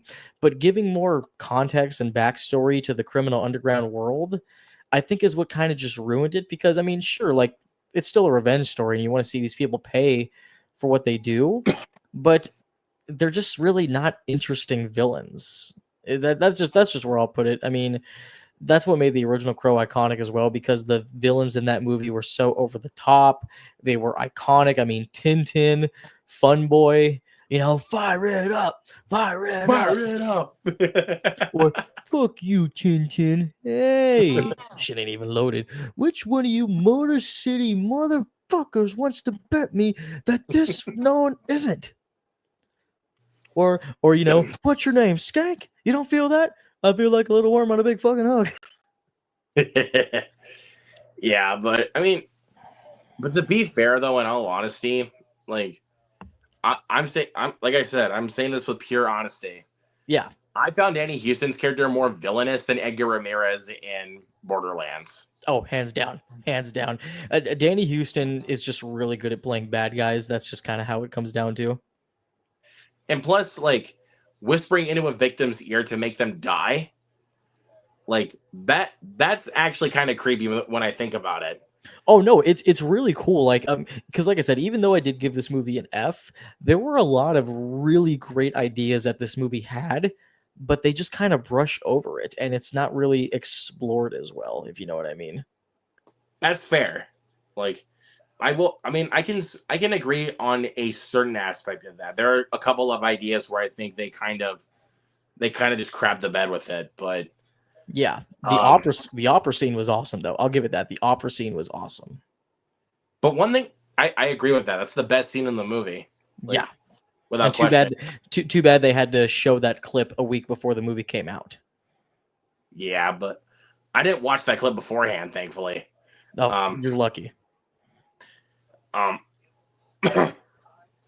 what I was going to say though was one thing I really like really admired about the remake was that when Eric is eventually killed, and brought back to life, they don't make him invincible right away. Yeah. Like that was something I liked about that. Like they didn't make him invincible right away. He had Like to work his way to actually get to that point. that was something I really admired about that. Like they had to make him work to get there. Like he could still feel pain. Like obviously he could still get back up. Like, but he was still able to feel pain. Yeah, and I do like the aspect of like how whenever he breaks his leg, he has to fix it himself, kind of like in the Far Cry games, where like if you don't have a syringe, then it'll show your character like popping their thumb or like putting their arm back into place. That's It's what I like. especially that scene like when he gets kicked out of the car and ran over by a truck, which I will admit that was gnarly. It was Like actually. that's another thing I have to give this film credit for. It's not watered down. Like for a remake, No. it's not watered down. I have to give it a lot of credit for that. Like for actually having balls to still be rated R. No, and don't get me wrong, like like I said, and I say this all the time, even though I give this movie an F, the action scenes were very well done, like almost close to being an A. That's how good they were. The problem was, I think, with this movie is that it took so long to get to the revenge aspect. That is totally fair. I mean, that is totally fair. And again, we only just say this out of our opinions. Like, Yes, don't come at us in the comments and being like you're both wrong. Like, regardless, anyway, we're just saying this because this is what we think. exactly. Like one thing I will say for sure, like you said, the action sequences are so good and very gnarly. They're incredibly filmed. Like Yeah, they there's are. not a lot of shaky cam. And I feel like that's for some reviews I've seen, that is actually one thing that people forget to mention. It's actually how well the action is filmed. Yeah, no, exactly. Because I think that's kind of like the thing with Rupert Sanders movies. Like Rupert Sanders, on a visual standpoint, or when it comes to filming fight sequences, he does them perfectly. He does. It's just when it actually comes to storytelling and pacing, is where he kind of falters on. And that's not just with The Crow. That's with other I movies he will agree does. with and I will agree with that. It does take a while to get going, but I think I was just so in the moment when I saw it that I didn't even mind the pacing. Like, Yeah, and plus, I didn't feel it. It felt like 15 minutes went by the time that they were killed. yeah, because they get killed in like the 40-minute mark, I want to say. I checked the. I bought the film digitally because again I liked it. Don't come at me, haters. Um, I checked the time and it's about 36 minutes before the like Oh it's about wow. like like close to 36 minutes by the time that they're killed. Yeah, because the first Crow movie I think is like an hour 47 minutes or like an hour 50, like just under 2 hours long. But that movie is nonstop. But that's what I also like about the original Crow is that the movie is literally nonstop action, but it also knows when to like settle down. It knows when to have our characters settle down for a bit. It's that this movie. I mean, I don't think the pacing was like the worst. But I do agree with you wholeheartedly about what you're saying. I just do think that there were some moments where I was kind of like, this kind of feels more like a romantic drama about people that love listening to SoundCloud rappers. But yeah, no, I mean, I haven't watched the movie since. I'll definitely probably watch it again one of these days just to see if my opinion will change. Because I think just me being a hardcore Crow fan, I think I felt a little bit more offended. Because obviously, if I'm a big fan of a property, I'm going to be your worst critic. Yeah, I mean, but then I mean, again, now that you're telling me this, that's why I'm starting to respect your opinion more on The Crow. Like now that Yeah. you're telling me this, like, uh, I mean, I still love the review. Like, don't get me wrong. Like the review Yeah. was great, and I loved how honest you were about that, especially since The Crow is both of our favorite movies. Like, Yes, absolutely. it's just that sometimes I think that people are being a little too hard on it. Like, Yeah. I mean, yeah, because I mean, obviously, like I went off on it. I gave it a rant, and I gave the movie an F. But I mean, to say that the movie was worse than Madam Web, I wholeheartedly disagree. Worse than Afraid? Highly disagree. Yeah. Like, or Like, how worse than The Strangers Chapter 1? oh god, No. like no. If anybody can actually say that The Strangers Chapter 1 was good, good for them if they like it, but and it's funny because the first Strangers wasn't even like a masterpiece either. It was just a very well made slasher film. But Strangers Chapter 1, I mean, I don't know if you saw my review on that, but I was getting so agitated that I woke up my son while doing that Yeah, review. I saw that and I was like, uh-oh, your son is probably pissed at you. Oh yeah. But yeah, no, that was a fun review to do. That's when I was living at my apartment at the time. But I hated The Strangers Chapter 1, and I saw the trailer for Chapter 2. Hopefully it's better, because there have been some examples where sequels like the first Ouija movie, awful. God awful movie. A Ouija Origin of Evil, really damn good. Really damn Yeah, good. and And that was Mike Flanagan. I hope that they can do the same with The Strangers Chapter 2. But from that trailer, in my opinion, I think it looks worse than the first one. Well, and keep in mind, all three of them were directed back to back by Rennie Harlin. And I like Rennie Harlin. I do think he makes fun movies. I mean, I love Deep Blue Sea, one of my favorite shark movies of all time. But I I mean, don't think. I love Nightmare on Elm Street 4. He directed that one. Yep. I love Cliffhanger with Sylvester Stallone. And I really enjoyed Die Hard 2. Yep. Long Kiss Goodnight. I mean, but I don't know if he was the right director for The Strangers. I just don't know. I think, like you said, someone like Mike Flanagan, it would work. Oh, dude, that's why I'm very excited for Mike Flanagan when he does the new Exorcist movie. Because I did you like Exorcist Believer? I did not. Before I saw Freelance, that was my worst film of 2023. Oh. Exorcist Believer. You know what it felt like at the end of the movie when frickin' when Reagan shows up. It literally felt like they were holding a gun by her head, forcing her to go in the camera to get in camera.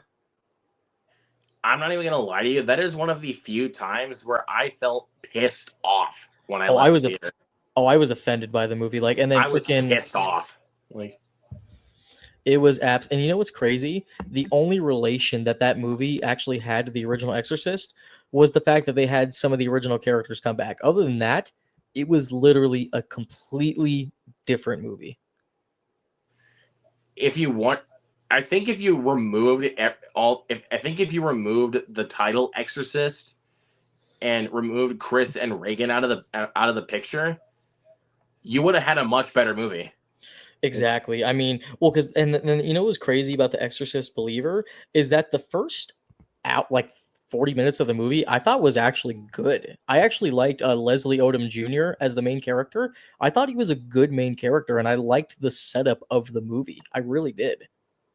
I will say that I thought the setup was pretty good. I wasn't liking it already, but I was like, okay, this film isn't good, but this is one where it's like it's watchable. Like it's not good, but it certainly is watchable. For it's the first like hour I would say was around like where I was like, okay, this is watchable, not good, but Oh, but dude, when like the exorcism stuff kicks in, horrible. that was when I forgot the good stuff for the first hour. And if and if that makes you and if the bad outweighs the good, it's a bad movie. And as for someone who adores the original Exorcist, and I love Exorcist 3. It's a masterpiece. The first Exorcist is a masterpiece. Yeah, and it still is the scariest movie I've ever seen in my life. Yes. The fact that you did this to me, it hurts. And you know what's crazy too? Apparently Ellen Bernstein wanted nothing to do with this movie. They kept offering her more money and she kept saying no. And then apparently they ended up putting money towards a like this fundraiser or like some sort of thing that she was really passionate about starting, to the point where she finally said yes. And I guess like she agreed to film for like 2 or 3 days. And you can tell through that entire movie she did not want to be there. Like I was looking at her face and I was like, she did not want to be in this. Yeah, because Ellen Bernstein You know, she's a way better actress. Like if she really wanted to give it her all, she would have gave it her all. yeah, but here's a good question for you. Yeah. What's one film like where you were sitting in your theater seat, you were so baffled at the movie you were watching that you couldn't wait for it to be over? Oh, that's a lot. There's a lot of movies. Um,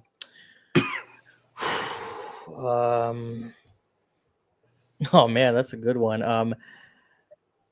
I would say Rings when I was in high school. Fair. I thought that film was just okay, but Yeah. that's fair. What's another one? Oh my god, Fantasy Island. Okay, but that film is actually awesome. I it's funny because I used to watch I had an old TV and there was like a channel that would play old shows. So sometimes I would watch like the original Fantasy Island, and seeing it turn into a horror movie, I was kind of like, oh, okay. Um, trying to think of it. It's certainly bad. I will agree with you, but It's I can. hilarious. It's hilarious. Like at least I can watch it. I'm not bored. Like Oh, I got one. I think I might have actually walked out. I don't remember the Bye Bye Man or the Pee Pee Poo you Poo want, Man, whatever. you actually want to know what made that film better? Like in every single way possible. What? Every time a character dies, just blaring bye Bye bye bye bye. bye. That would have been perfect. Because it at least would have sealed the deal. like that was just a missed opportunity. Like they knew for a fact they were making a shitty movie. Like they should have just done it. Like it was just a student film for the most part, and it never broke that. Like I'm trying to. There's one more that I'm trying to think of. I didn't walk out. I was with my friends, but we absolutely hated this movie. I don't know if you saw it. It was called The Snowman with Michael Fassbender. That was such news an fest. insufferable movie, and also didn't help the fact that Michael Fassbender's character's name in that movie was Harry Hole. I will say, funniest character name. That's a funny character name is Harry Hole, but then it's But like but it was so everything everything about it was so bad. Like there were so many, like there was a subplot of like J.K. Simmons as this rich guy and like he's like a rapist. I'm like, okay, what does that have to do with the murder mystery? And then there's like a whole subplot with Val Kilmer's character, and and it was like, apparently 10 to 15%. Apparently, Thomas Alfredson, the director of the film, said that 10 to 15% of the film was actually shot. Like was actually his movie. yeah, I believe it because it's seen because I've only seen it once, but I do remember it very vividly.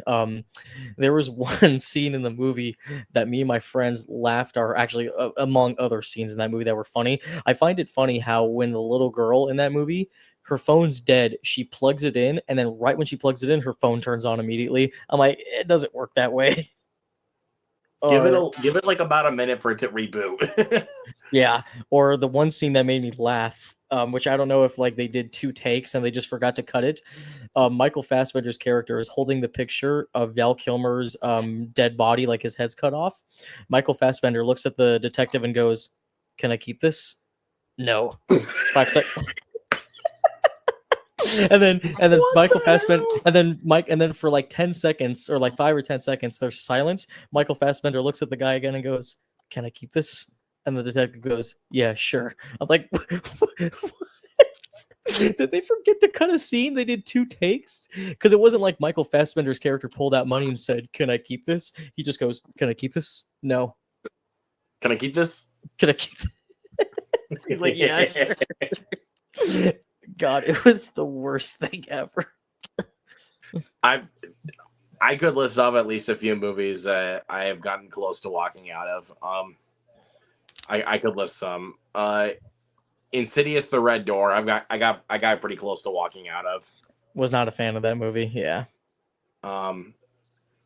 Meg 2: The Trench. I got him at least 5 times and I almost left. Yeah, just couldn't do Thankfully, it. he says redeemed himself with the Beekeeper. So He sure did. He sure did. yeah, the Beekeeper. 1, 2, 3. There, I did it for you. Yeah, I love that one. Yeah. I'm trying to remember what else was there. The Nun 2. Ugh. You know, it's funny. I wasn't I don't think the first Nun movie is that great either. The first Nun sucks, but I will say the Nun 2 was somewhat improving, but not by much. Yeah, I don't like any of the Conjuring spin-offs. Um, I think because I love the first Conjuring, I love the second one. Third one's not that great, but I still like it because I love Vera Farmiga and Patrick Wilson. I think they're basically like the Mulder and Scully of like horror franchises, where like when you watch the X-Files, even if you're watching like a not so great X-Files episode, you still enjoy watching the characters. That's how I feel about Patrick and Vera. I think they're great. Yeah. Again, trying to remember. Expendables. Ugh. Was it Oh better than god. was it better than Fant Four Stick? I would rather freaking watch Fan Four Stick. Fair Because enough. at least the first hour is good. Like the first hour is actually pretty good. Like I'm not gonna lie, I like the first hour of the movie. It's just when they get their powers is when it really starts to demolish itself. Yeah, it turns into a nothing movie. But Expendables is just cheap green screen, Oh and that my movie cost god, $100 million. dude, the green screen. I told this to Zach because I don't know if Zach saw the movie. I didn't see him review it.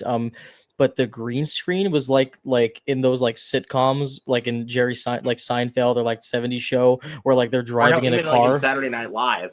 Like Or yeah, like where they're in a car and like they're just behind a projector screen. That's what it looked like in Expendables. yeah, and hell, those kind of effects look better in the trailer. Yeah, and the thing is, the Expendables movies aren't like cinematic masterpieces, but what made them awesome is they got a lot of the old 80s and 90s action movie stars into one movie. But in this new one, they just got like new actors, and I'm just like, I don't care about these people. The reason the Well, other they had new Expendables was actors in Expendables 3, but at least they were actors that had a bright future. Glenn Powell was in Expendables 3. I like Glenn Powell is one of my favorite new actors. I think he's awesome. Hitman, Anyone But Yeah, You, Twisters. Twisters was great. Obviously Top Gun Maverick. I mean, as far as like new actors go, like maybe 2015 and up, who would you say are like some of your new favorites? For me, I would say Timothy Chalamet, of course, love the guy. I Yeah, wouldn't say definitely. Miles. Of course, Miles Teller's been acting for a while, but I love Miles Teller. Um, who else? I love Jenna Ortega, Sydney Sweeney. After seeing Sydney Sweeney in Immaculate, she really has surprised me as far as acting goes. I definitely would say Catherine Newton, even though she's been acting since, I think it was like since Paranormal Activity 4, if I remember right. Yeah, love Catherine Newton. Of course. Who else we got? McKenna Grace. McKenna Grace. Yep, McKenna Grace. Melissa Barrera. I like her a lot. Who else we got? I was gonna say Evan Peters, but Evan Peters has actually been acting for a really long time. It's just he's barely starting to get attention now. I was gonna say Dan Stevens, but I don't know how long he's been acting for. I love Dan Stevens so much. Dan Stevens is absolutely one of my favorite actors working today, man. I just ordered. Have you ever seen The Guest? That movie is awesome. Let me show you this real quick. I just got this, I think, yesterday. I think I got it in the mail. Let me see if I can find it. Where is it? It's too dark. It's too dark in here.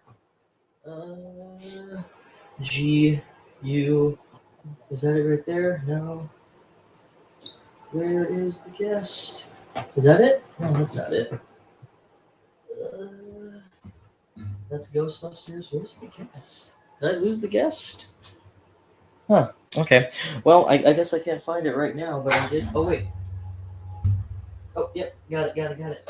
Yep. Now you find it. Got it on 4K.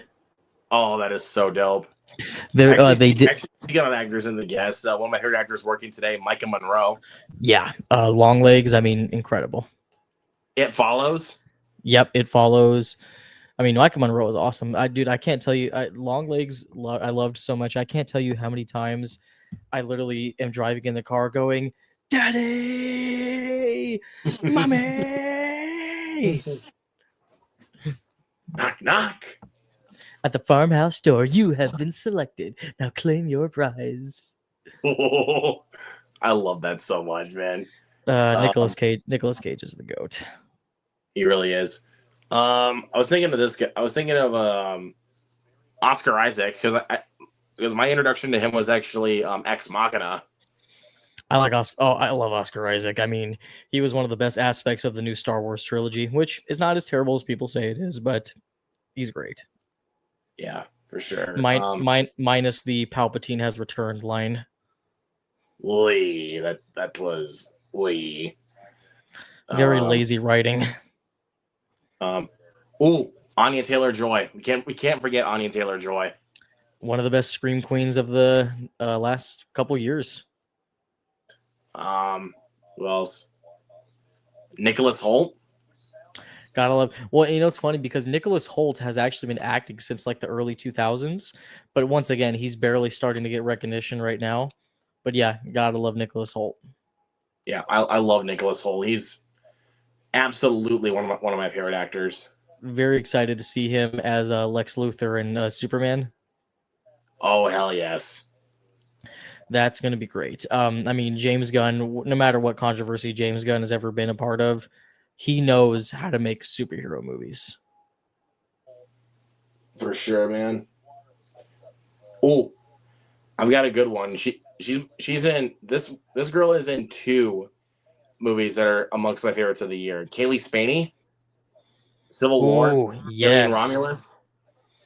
You know what's funny? I'm part of. Did you ever play The Last of Us or watch the show The Last of Us? I'm 2 episodes behind on The Last of Us. Okay, have you ever played the games? Nope. Okay, great games. Favorite game of all time. That's what I have tattooed right here. Firefly logo. Oh, it's covered by my thing. But I love The Last of Us.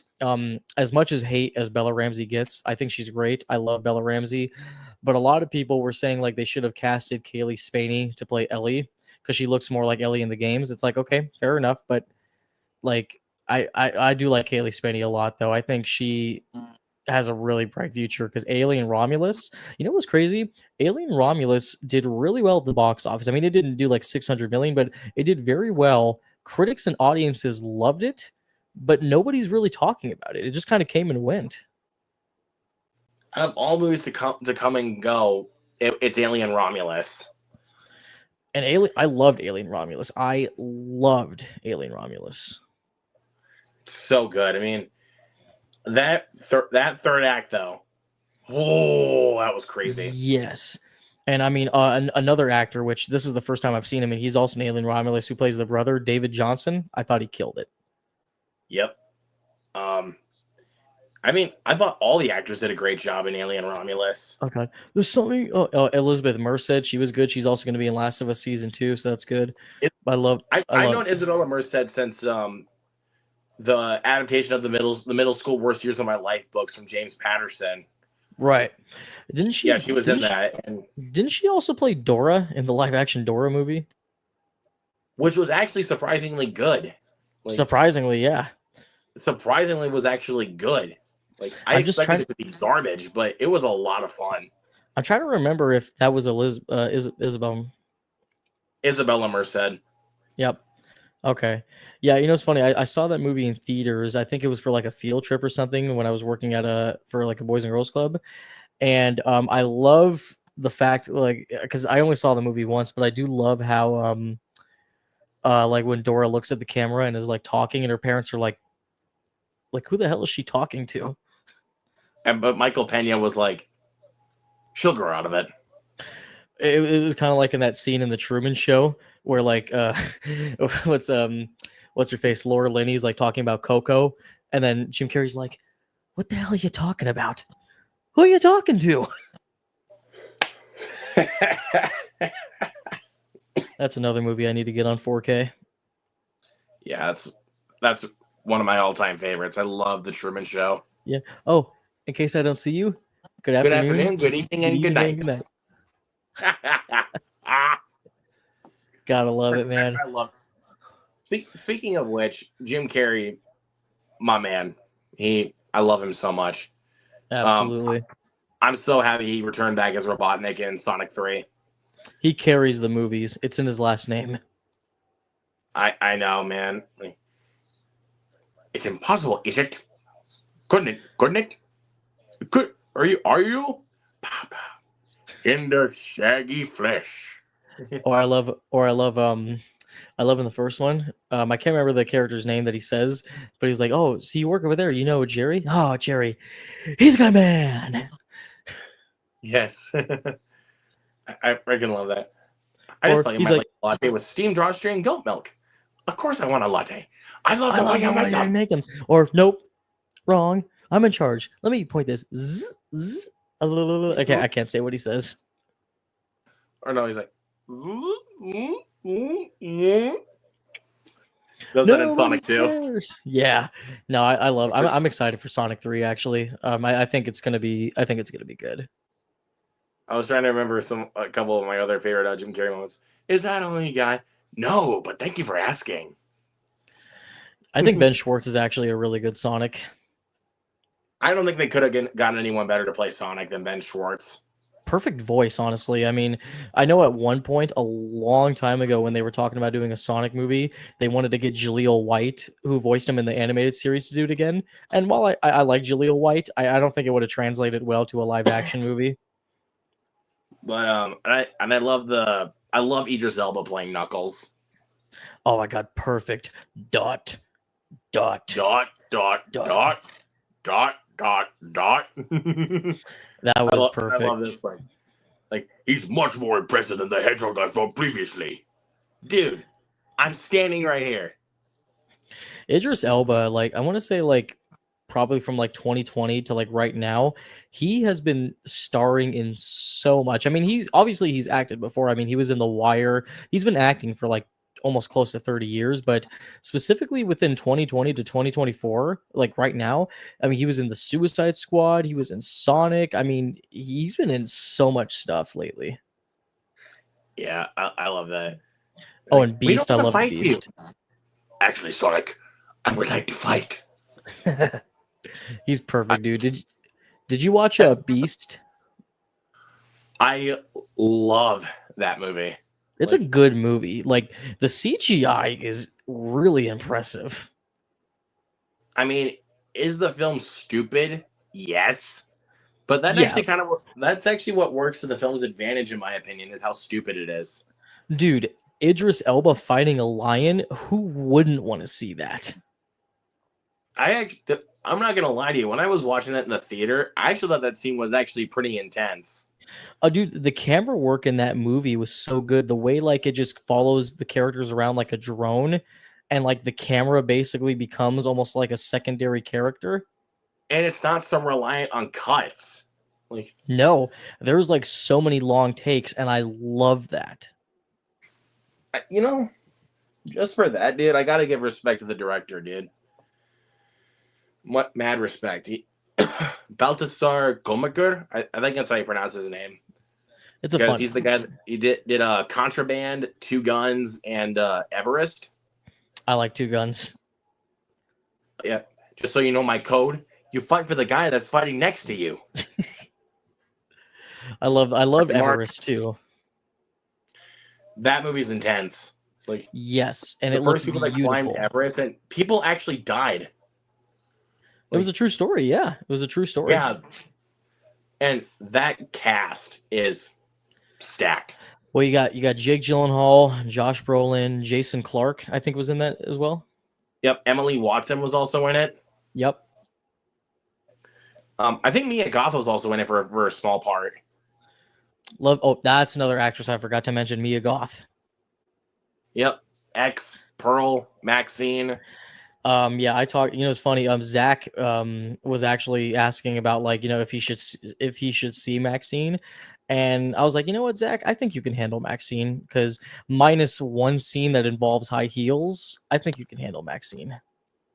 Yeah, but X, he would not do that. No, Pearl, maybe. I think Pearl's acceptable. It's just X that no way on God's green earth he'd be able to handle X. No, but Maxine, I think he can handle Maxine. Like I said, just X though, because that X is a porno slasher. Oh, it really is. I mean, Kid Cudi I mean, he was so great in that movie. Yep, and also some really awesome kills in X. And it's funny Brutal because ass kills. and it's funny too, man, because I mean, I like slashers, but I'm not like I don't think they're great. I just think they're dumb, stupid, disposable movies. X was like one of the few slashers that I could actually rewatch a lot of times. I think it's that and the Terrifier movies I can just rewatch on repeat. Yeah, like Halloween, I love the Halloween franchise. I watch Halloween like maybe once every 2 years or maybe once a year, but it's not like a slasher that I could just have on entirely. But X and like the Terrifier movies, they're just so fast moving slashers to the point where I could just have it on as background noise. It'll literally be like my white noise. Yeah, but it's like, but if there's one that I'm just gonna watch constantly out of the Terrifier movies, I think I'm gonna go with Terrifier 3.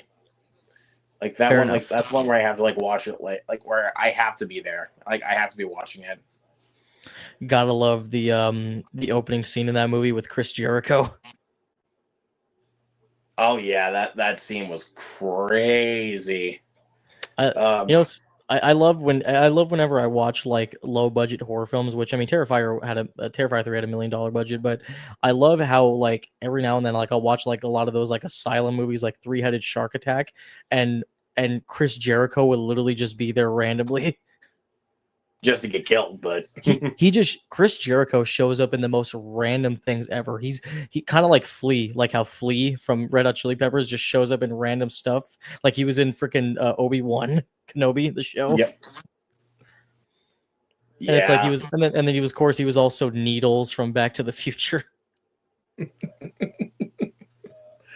I love that so much. But while we're speaking on actors, I think he might have been around for a while, but I got introduced to him like around 2015, which was Pedro Pascal. Yes, absolutely, abso-freaking-lutely. Also, I loved him in The Wild Robot as Fink, the fox. I still gotta watch The Wild Robot. I still have to He is watch. hilarious in that movie. Like, swimming's easy. I can teach him the way my mom taught me. Swim, and he just kicks the goose. I gotta watch it. By the way, Luke, I gotta say, I mean, even though I've seen your background a lot of times, I love your setup that you have in your room. Oh, hold on. There you go. Yep, I love it. I love the Malignant poster. I actually really liked Malignant. Yep, I have that right there. You go. I actually it was kind of like a more crazy, higher budget version of Basket Case. Good thing you brought that up. Actually, now that I think about it. Because I do like Basket Case a lot. I mean, I've told you that before. I love Basket Case. Yeah. But look, I've got a bunch of other posters around my room. Like, it's not even funny. I think the only one I have like a Pulp Fiction poster that every now and then will show up in my background. That's basically all I have. But it's been fun. But looks like we're already at. I didn't even realize we've been talking for 3 hours. I guess that's what happens when you get lost in translation. No pun intended. Not just that, lost on a good conversation. Yeah. Well, it looks like we're close to the Titanic runtime. So to kind of end this off, is there anything else? Anything else people would like to know about the entity or whatever people want to call me? Yeah, if they want to know something more about you, let them know where they can find you across social media, my good sir. Yeah, well, if you guys are on Facebook, you can also add me on Facebook, Michael Scott Tracy Jr. I am on there. You can find me on Instagram, just type in Michael Entity. You can add me on Snapchat, also Michael Entity. And you can just find me on my YouTube channel, Michael Entity, which Luke will be posting in the description below. And yeah, that's basically all I can say. Just Michael Entity on everything. Very unique name. Yeah, for sure, man. It's a great name. But yeah, thank you to everybody that came into the chat tonight. Thank you, Michael, for joining me. This was a ton of fun. This was We'll awesome. definitely have you back on the. We'll definitely have you back on the channel for sure. And yeah, that's about it. So everybody, thank you so much for coming, and we will see you guys in the next video. Peace. Peace.